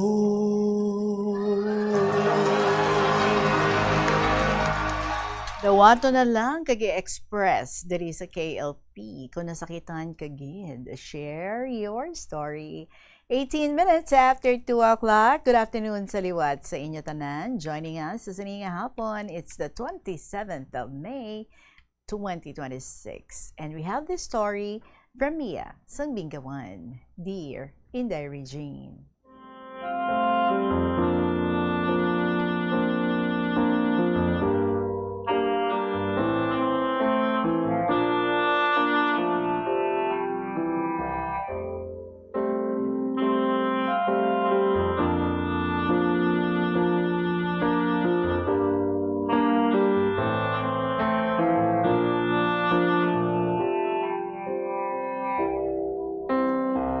Manayanaya nga kahaponanon sa inyong atanan. Ilibinigid sa imo, Inday Regine. Kag sa mga KLP classmates ko. Ilibinigid kay Lola Amparing nga hasta subong feel gid niya ang iya ika 97th birthday last April 11. Lola Amparing, malabot mo pa ika 103rd nga kaadlawan o kung sobra pa. Abi mo, Lola Amparing, dira sa Santa Barbara, damo dira nag-celebrate sang ila ika 100th nga birthday.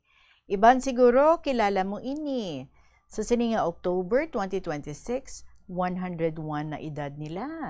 Ini amusanday Irene Sumblingo Davila sang barangay na Sugban, Juanita Season Monserrate sang barangay Buyo, Crispina Calero Sudario sang Zone 1. Sigurado kilala mo ini sila. Kay duha sini sa ila maestra man. Kaon lang damo Lola Amparing para maselebrar naman kita sang ika 98th nga birthday mo. Sa kay Lolo Dencio, sige, kadtuan ko ikaw dira, ako na lang makuha sang sulat mo para sa KLP, basta mamahaw kita sang tinanok nga ube. Mapuslanon gidang ube, kaya mo ina ang nagsalbar sang balay ni Lolo Dencio sa sunog. Ay gali, nasunog ang dahon ka ube nga nagakabod sa kudal, pero balay ni Lolo Dencio, wala masunog. Wow, thank you sa ube. Thank you, Lord. Lolo Abraham, tani makita ay kita para mahampang kita sa chess. Pero basi, matulugan ka, kay atrasado ako mag-move. No wonder, nga very retentive ang memory mo, kay gahampang ka chess. Padayon lang. Kanami, balas ang feeling, nga ma-meet mo ang mga classmates mo sa kahanginan. Bisan tulukay lang ka mo, do intindihanay na. Kung makita niyo si student ma'am, kanami sang iya mata, daw gayuhom. Subong man si Ma'am Inbi, mata niya pa lang, ga-istorya na. Amo man si Nanay Del, gayuhom iya mga mata. Si Jesusa, sa hulag niya pa lang, kag sa attire, mabalaan mo, nga old rich. Si Joy, kag si ex-princess, gatulukay lang kami, pero gaintindihanay. Pero si Lola Amparing, ay, kung cellphone ini siya, talk and text, unlimited pa. Sunday Miss G kag Miss Deo, tahimik lang pero rock. Tamyuan ko anay Inday Regine, si Doc Jerry Biona. Doc, ang imo poem last May 1, tagos sa puso. Baw gid ako sa imo. Multiple stroke survivor, hindi ko carry ang story mo. Bisan bag-o ako kapanyaga, hay, gahirab surok-surok ko. Yaman, do ka sakit gid sang iya inagyan. Sa gihapon, ini si Mia sang Bingawan, Iloilo. Sa akon nga istorya. Tapos ang maligayang araw. Amo ni ang tigulo sang iya subong nga episode. Kunara ako sa delikado nga sitwasyon. Abi ko, tapos na ang maligayang araw ko. Apang, no hindi ko mapaathag kung paano ako naluwas o ko napahilayo sa mga katalagman. Ti, yuhum naman ako, tuloy pa rin ang ligaya. Sa sininga Mayo 1, gin-invite ako sa grupo sang farmers nga magtambong sang ilang pulong-pulong. Abi ko lapit lang, gali kay malayo, puwerte pa ang init kay udtong adlaw. Siling ko diin, sabat sang guide, ato sa tunga talamnan. Ay abaw, basi matuboso 19 part 2 ako. Tapos sini ang maligayang araw ko. Dali lang. Kay isolob ko ang ID ko. E basi masalan ako nga terorista nga komunista. Pag-abot ko, gatinipo na ang mga farmers. Siling ko, kadamo sa lugar nga ang ari gid kamo sa tunga talamnan. Sabat nila, para makita mo sitwasyon namon. Nakita mo inang pader nga galibot sa talamnan namon? Nga duha na katuig, halos wala kami ka produkto, kay ang mga kanal gintambakan na. Lumos mga kasapatan kag pananom namon. Halos tanan nga talatapan sa gobyerno ginkatuan namon. Wala gid aksyon si Mayor. Sabat ko, nga Masubo pa inyo inagihan sa akon? Dumang labo na gani ako kaugtas sa amon nga sitwasyon. Kay igo ako kakita ka adlaw, udtong adlaw, kay ang pader daw halos labot ton ng langit. Pero ginbuligan ko man sila Inday Regine, kag natigayon nga makaistoryahanay sila sa mga establishment owners kag opisyales sang banwa. Salamat kay bisan tam-an ka init, naluwas ako sa heat stroke. Kag bisan gamay lang, kung may mabulig kita, dako na ina nga bagay sa mga mangunguma. Thanks, tuloy ang ligaya. Nadumduman ko naman ang mga linyada ko sadto, Inday Regine, sa ginimbitar kami sa isa ka media organization dito sa Negros, sa isa ka seminar sa hotel. 4th year college, kag upod ko sa seminar, ang mga campus writers sa different school publications diri sa Iloilo. 3rd day sa seminar namon, kinahanglan makadto kami sa mga hasyenda kag hibaluon ang pangabuhi sang sakada. Kadto man kami sa isa ka hasyenda sa Himamaylan. Upod namon ang broadcast kag print media kag members ng National Federation of Sugar Workers or NFSW. Kilala ina sa Negros. Ang balay nga gintulugan namon sa tunga katubuhan, wala kuryente. Sang gabi, tulog kami. Mga 2 a.m., namukaw upod ko si Agnes. Siling niya, Mia, mangihi ta. Ti, nanaog kami sa may balay, kag mangihi sa katubuhan. Siling ni Agnes, Mia, ti, kun strafing abi kita kakafgo, sabat ko, ti, tapos ang maligayang araw. Ano ang ekspektaron mo, Inday Regine? Kay mga mid-80s, martial law, grabe ang anti-insurgency campaign. Maayo kay wala man sa may mga untoward incidents. Istorya sa mga local media sa Negros, hindi lang kafgo ang masugata nila, mga NPAs man. Isa ka bes, gindakop sila sa mga NPA, ginpahapa. Hambal nila, media kami. Ginpakita nila ang press ID. Pero, sige gihapon pahapa sa ila sa katubuhan. Ginlecturan sila sang low-intensity conflict. Pero ang mga NPA nga nagdakop sa ila, hindi gali kabalo magbasa. Pero naglecture pa. Tapos lecture, ginpalakat naman sila. Halin sa Himamaylan, kadto naman kami sa bukid Kakanduni. Amo ina ang natawag nga Chicks. Kanduni, Himamaylan, Ilog, Kabangkalan, Sipalay nga area. Chicks area. Kay may mass evacuation, ay, rough road, kag puwerte kalayo. Ang service namon pick up. Pag-abot namon sa kabukiran, ang mga tawo nga nag-evacuate, gutom. Kaon nila kamote, ang kaluluoy, mga bata, kag mga nanay nga bag-ong bata. Ginpa-evacuate sila, bangod may encounter ang NPA kag military, kag padayon pa ang operation.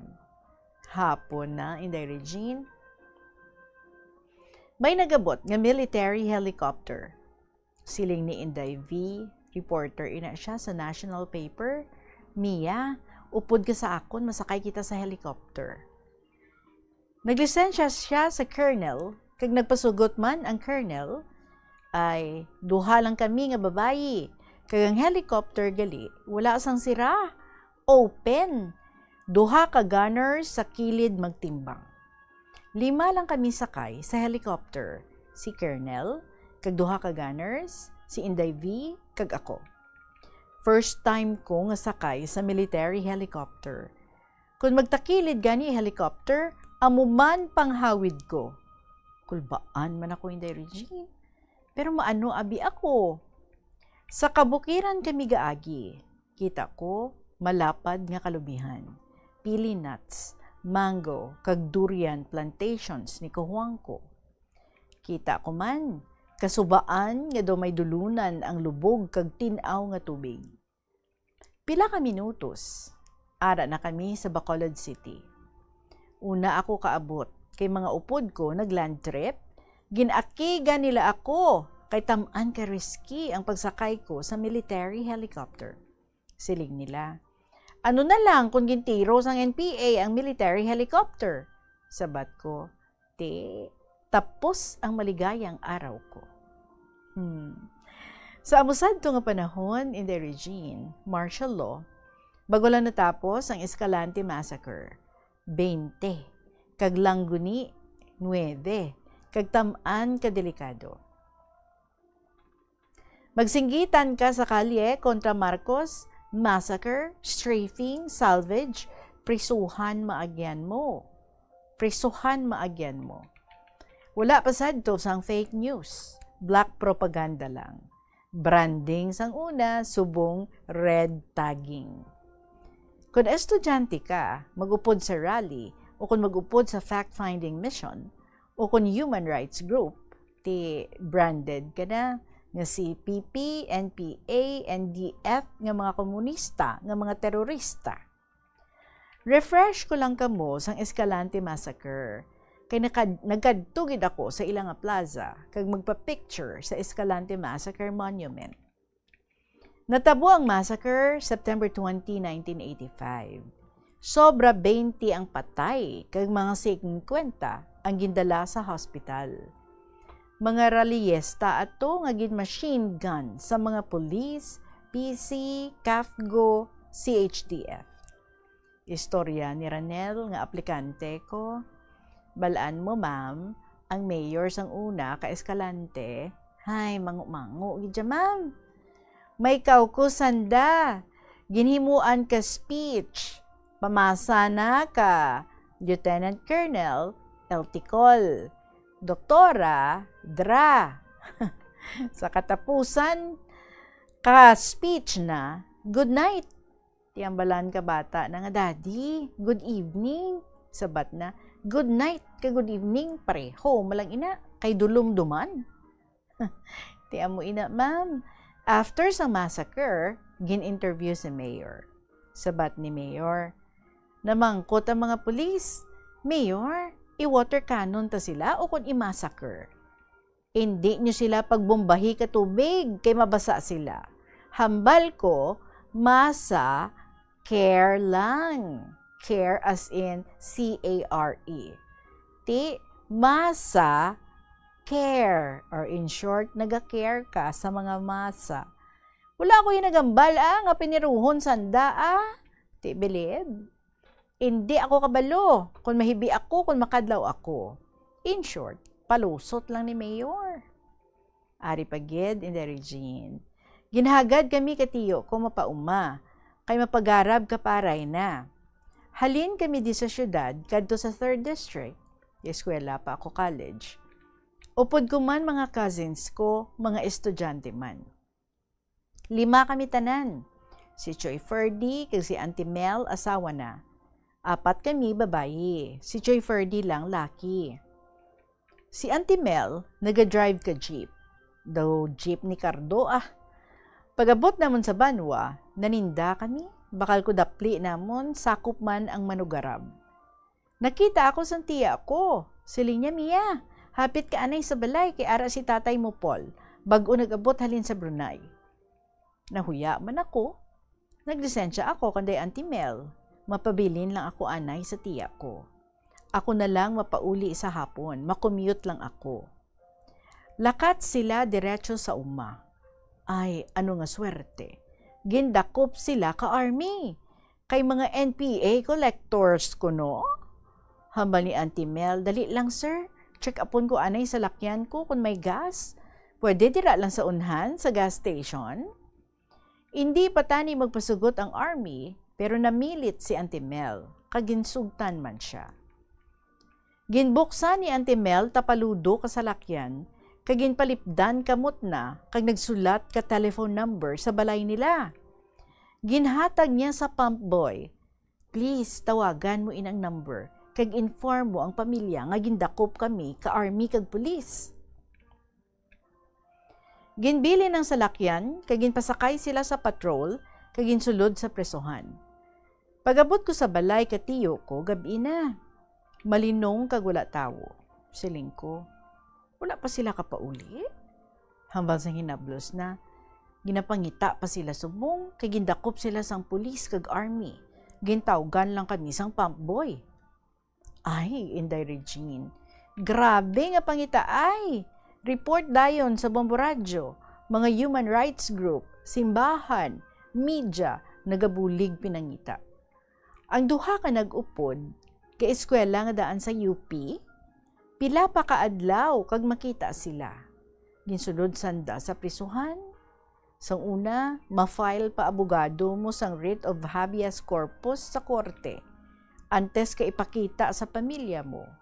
Hay, pasalamat lang ako. Kung nakaupod abi ako, hay daad, kit-kit rehas man ako. Samtang gasulat ako, Inday Regine, injured duha ko kakamot, pero manageable. Kag pa ako, may mga lagom. Last Saturday, naghinagaray ang mga lola, madisco, babungga, gadisco pa kamuya. Mga 11 kami siguro, nakatubattles na ang iban. Ang isa namon kaupod, dako nga pagkababayi. Pagsaot na Inday Regine, why na siya kakontrol kalawas na. Hingagaw ko siya sagngon para hindi matumba. Pero kay kagamay sa akon, tumba man ako. Pero kamot ko, ara gihapon, ga-support sa ulo na. Nakasablay, wala ko nga kamot sa railings ka bangko nga steel. Tukod ang duha ka siko. Amo ina nga wala siya maano, pero kamot ko iya ang hanog. Huya gid ako Inday Regine, kay nagbulid-bulid kami. Iban ko nga upod na lagyo, kay nahuya sila. At least, pasalamat man ako, kay safe man siya. Kag ako, happy man, kay nakabulig man ako. Bisan pa nga daw ginligiran ako ka drum. Kay sang una ako nga natumba, basurahan man nagsalbar sa akon. Amo ini Inday Regine. Wala na gid ako energy. Low bat na low bat. Kay kung mag-obra ako sang una, daw patyanay. Obra lang nga obra, wala kaon. Siling ko, makaon lang ako saging, kag mag-inom pineapple juice, basi maumpawan ako. Ara na ako sa cashier, mabayad. Ay, gulpi lang. Twing! Tumba ako. Naula juice ko. Pinaligo ko. Tupa ulo ko sa basurahan. Buka basurahan nga plastik. Lepong. Pagbugtaw ko, ara ako sa ibabaw kalamesa. Damo na mga puti bayo sa palibot ko. Mga doctors gali kag nurses nga gakaon sa hospital canteen. Ara na stretcher, dalon ako sa emergency room. Siling ko mailis ako anay, kay basa bayo ko. Ay, kung wala basurahan, ay tapos gid maligayang araw ko, Inday Regine. Kagari na ang photo caption, liyo ko show sa mga pictures. Ang saka-saka sa lubi, ang kabit-kabit sa bar, kag exercise, ang nakabulig gid sandako. Sa akon, nga napahilayo ako sa mga disgrasya. Ang iban, hindi ko mapaathag kung paano ako naluwas. Diyog ko show sa mga pictures. Bombo Chris. 3 man lang ka pictures, no? Ang iyang ginapid rin sa aton. Nan. Ara na, inog show na ini nga picture. Ayun. Ano ni? Okay. Saka-saka sa lubi. Among tong hambal niya, no? Ang saka-saka sa lubi. Next picture, ang kabit-kabit sa bar, kag exercise, ang nakabuligid sandako sa akon. Nga napahilayo ako sa mga disgrasya. Ang iba hindi ko mapaatag kung paano ako nga naluwas. Kami si Mia, regular niya nga naga-zumba. Kag may grupo, gini ni siya. Sila, no? May mga activities na ginapanghimo, may mga outreach program, kanami gid. So, salamat kay Madamo Inday Regine sa pagbasa ng akong sulat. Sana tuloy lang ang ligaya. Sa gihapon, Mia, sang Binggawan.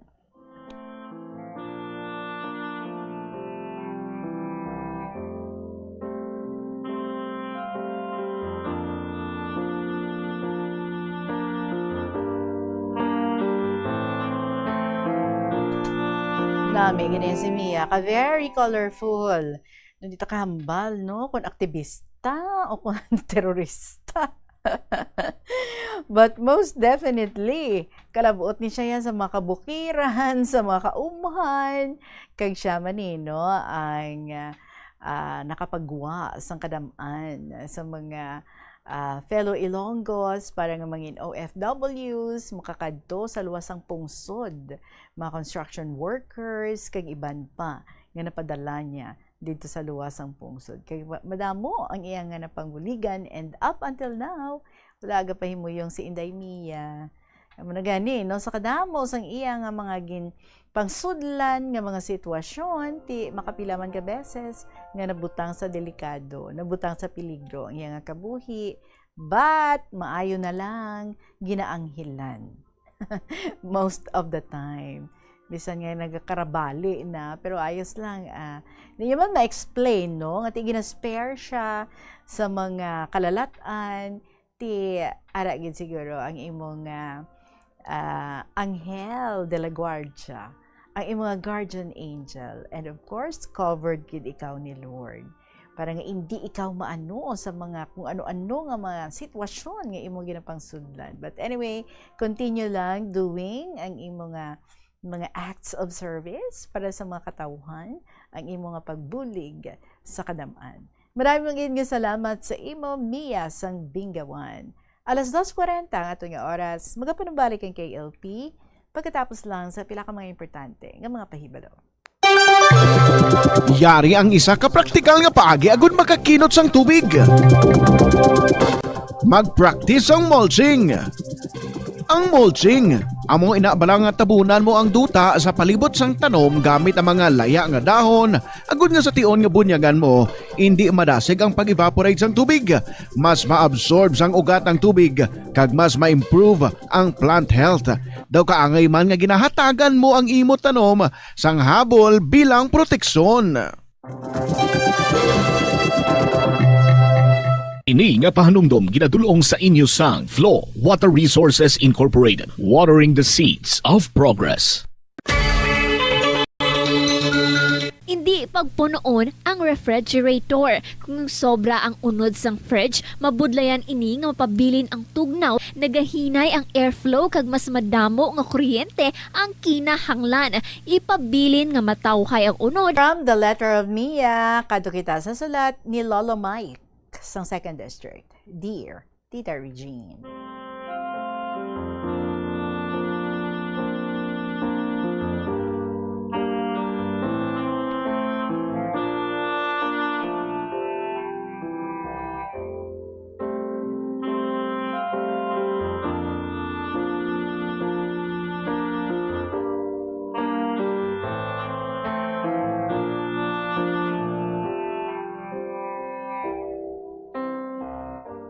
Una sa tanan, mayo nga hapon sa imo tita, kag sa katapos ang Bombo Radyo, ang bantog nga estasyon sang radyo sa Bugos nga Pilipinas. Tita, ining ikaduha ko nga sulat sa nagaedad ako sang 6 ka tuig. Sa nadumduman ko, tama sa akon kapalahibi, kay kung ano ang gusto ko pangayoon, ara dayon. Tita, 9 kami ka mag-uluton, 3 ka lalaki, kag 6 ka babae. Abi Tita Regine sa imo, masaguran mo ayhan ang 9 ka kabataan sa pagpakaon nga wala obra ang amay kag iloy. Si tatay kag nanay nagapataya sa Daily Double do STL Subonga. Ini tita ang pagpadaog 10% ang ila sang akon nga mga ginikanan. Amo ina ang ilang nga makuha sa ilang nga pagpataya kun may daog. Tita tama, gid kapigado ang amon nga pagpangabuhi. May ara nga adlaw nga hindi kami kakaon sa 3 ka beses sa isa ka adlaw. Tita balan mo, kung wala pataya, wala 100%. Bala mo tita, ang 10% amo pa ina ang ibakal sang bugas. Ti, kung wala bugas, hindi kami kakaon. Tita si tatay ko, kung tapos na siya pataya, madala na siya sang tigawunan sang bunit, kag mamunit sa baybay. Kagun may kuha siya, ibaligya kag ibakal bugas. Si nanay tita, nagakadto sa balay sang iya mama, nga mautang sang bugas. Tita, Didto gid ako natabuan sang pag-utang ni nanay, sang paghambal ni nanay kay lola. Abi mo tita, nung sabat ni lola, ay Chudora, lapaw na sa kalendaryong imuutang diri. Ay, sa inyo na lang makadto ang ginansya sa ako negosyo. Abi mo tita, mahatag man si lola, pero madamo pang orimos obispo tita. Kung kaisa ang iban ko nga makatiyaan, kung wala si lola, ginakuha nila ang bugas. Sa nagaedad na ako sa 7 ka tuig, nag-eskwela na ako, ang bayo kag dilargo ko, uba mala kag isuksok kun mala na, wala pulo plancha. Tama ka ukot. Tita Regine kay balo ka, si nanay mahalin sa balay aga pa. Kag wala pa alam sa amon kung anong amon dagway. Tita maiwat ang kwarta sang una nga panahon. Malakat sa eskwelahan, maayo may 5 sentimos nga balon, lipay na ko na tita. Sa una, ang 1 ka sentimos, makabakal na sang dulce. Sa grade 1, 2, and 3, ako, honor roll ako. Tita, sa grades 4, 5, and 6, nagabarkada na ako, kag wala na nagaobra sang homework. Tita, may struggle kami nga mapintas. Kag mamangkot kung may homework, kung wala, ipakita. Kung wala ipakita, bakol sa buli. Tita Regina, kuya, nakapreparar na. Ginahapinan ko sang kwaderno ang buli ko. Abi mo, tita, nakagraduate ako sa grade 6. Isa lang ang akong kwaderno. Ginasamo-samo ko lang ang mga subjects ko, tita. Kag pag-graduation, hinulaman lang ang akong tanan-tanan nga ginasuksok. Ang long sleeves, ang long pants, ang sapatos. Sa nagaedad na ako, nagbarkada na ako. Nagtuon inom sa makahulubog nga ilimnon, kag sugal, kag kun may binayle, nagapangayaw kami sa mga grupo ko. Tita sang namayle kami sa piyak nga barangay, may suba, kag may taytay nga kawayan, kag may kawayan nga magamay nga amon makaptan, patabok. Kag sang nakatabok na kami, may napanamihuan kami nga higgo sang tawo. Abaw, Tita Regine, amon na hibaluan, yara gali sa amon mga kamot, katuntogid sa mga nakauna sa amon. Kag sang madason nga semana, may baile naman sa pihak nga barangay. Sang gabi na, naglalakat kami sang grupo. Pag-abot sa pangpang sang suba, abaw Tita Reg, wala sang taytay. Ti, manuta, hambal sang grupo. Ti, nagambar ang isa sa amon nga grupo, nga maghublas, kay maduluman. Tita, uba ang delargo, bayo, sapatos, brief, kay iban pang gamit. Pag-abot sa baylihan, ang akon badi-badi, nagambal, nga mangita kami kuno sang gwapa nga dalaga. Kabalo ka Tita Regine, kung ang babae nga amon makursunodahan, kag kursunada manila kami, sila na lang na ang amon ginabayle, hasta sa matapos ang binayle. Hasta na lang anay diri ang akon nga sulat, tama na ini kalaba, basi nakapoy ka na, may kasugpon pa ini, wala pa ini matapos. Ang tagpadala, tawag lang ako sa kay Lolo Mike sa 2nd District.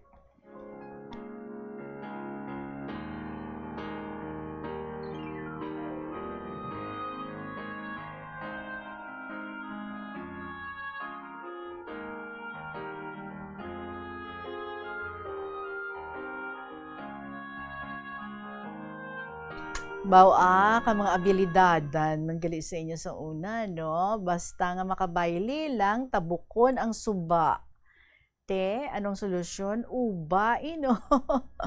Uba tanan. Anyway, hambal mo puros mo ka mga lalaki. Tapos maduluman. Basta makatabok lang. Kag makapamayli lang. Ang importante, makapamayli. Kung ang mga kadalagahan sa ito, may abilidad man, ihulog sa bintana ang ilang bayo, ang ilang sapatos, tapos hinay-hinay, magtihin-tihin, nga magwa sa balay, kag dito na lang giliya sa dalom, no? Nga mag-ilis ang bayo. Kamu naman niya, abilidad ninyo, hindi gid makapugong. Bisan ang suba, hindi makapugong sa inyo. Karon kay may suba, kundi mauba, para katabok lang, ay ano kasadya siguro, no? Kung may nagapang sasko pa sa inyo, kamukha mo man lang, gasaskuhanay. But anyway, kasadya. Sa mga nagliligad, kag salamat, ngagin share mo ini, diri sa amon. Thank you, Gid Lolo Mike, sang 2nd District.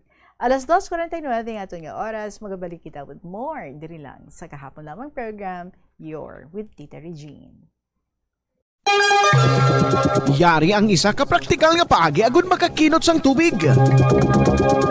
Kung mag-defrost sa mga frozen food halin sa refrigerator, ibutang ini sa isa ka container o kung malapad nga pinggan kag pahanginan. Sa baylo nga bubuan ini sang tubig o kung gamitan sang running water, ilabi na kung wala man lang ini ginadalian nga lutuon o kung kaunon.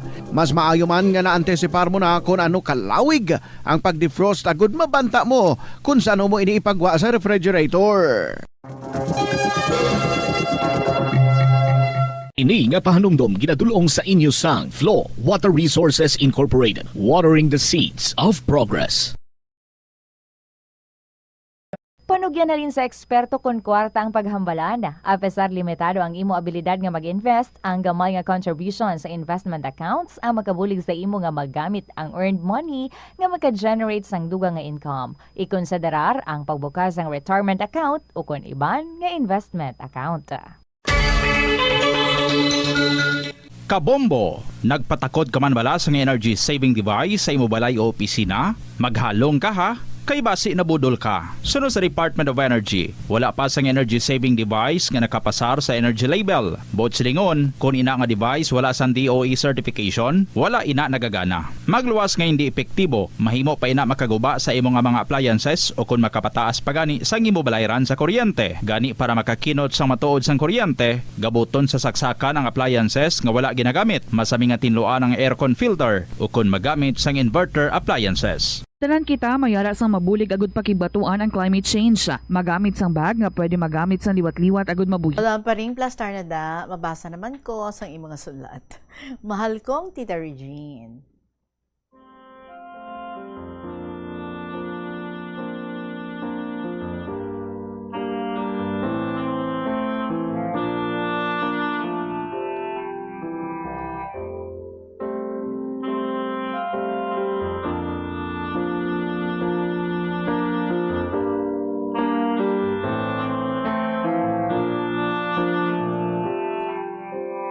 Itang luya ko i-share sa imo karon akon mga nadumduman nga mga inagyan ko, mga kalipay sa mga nagligad nga madamo na nga mga tinuig na tuhoy sa bagong tuig.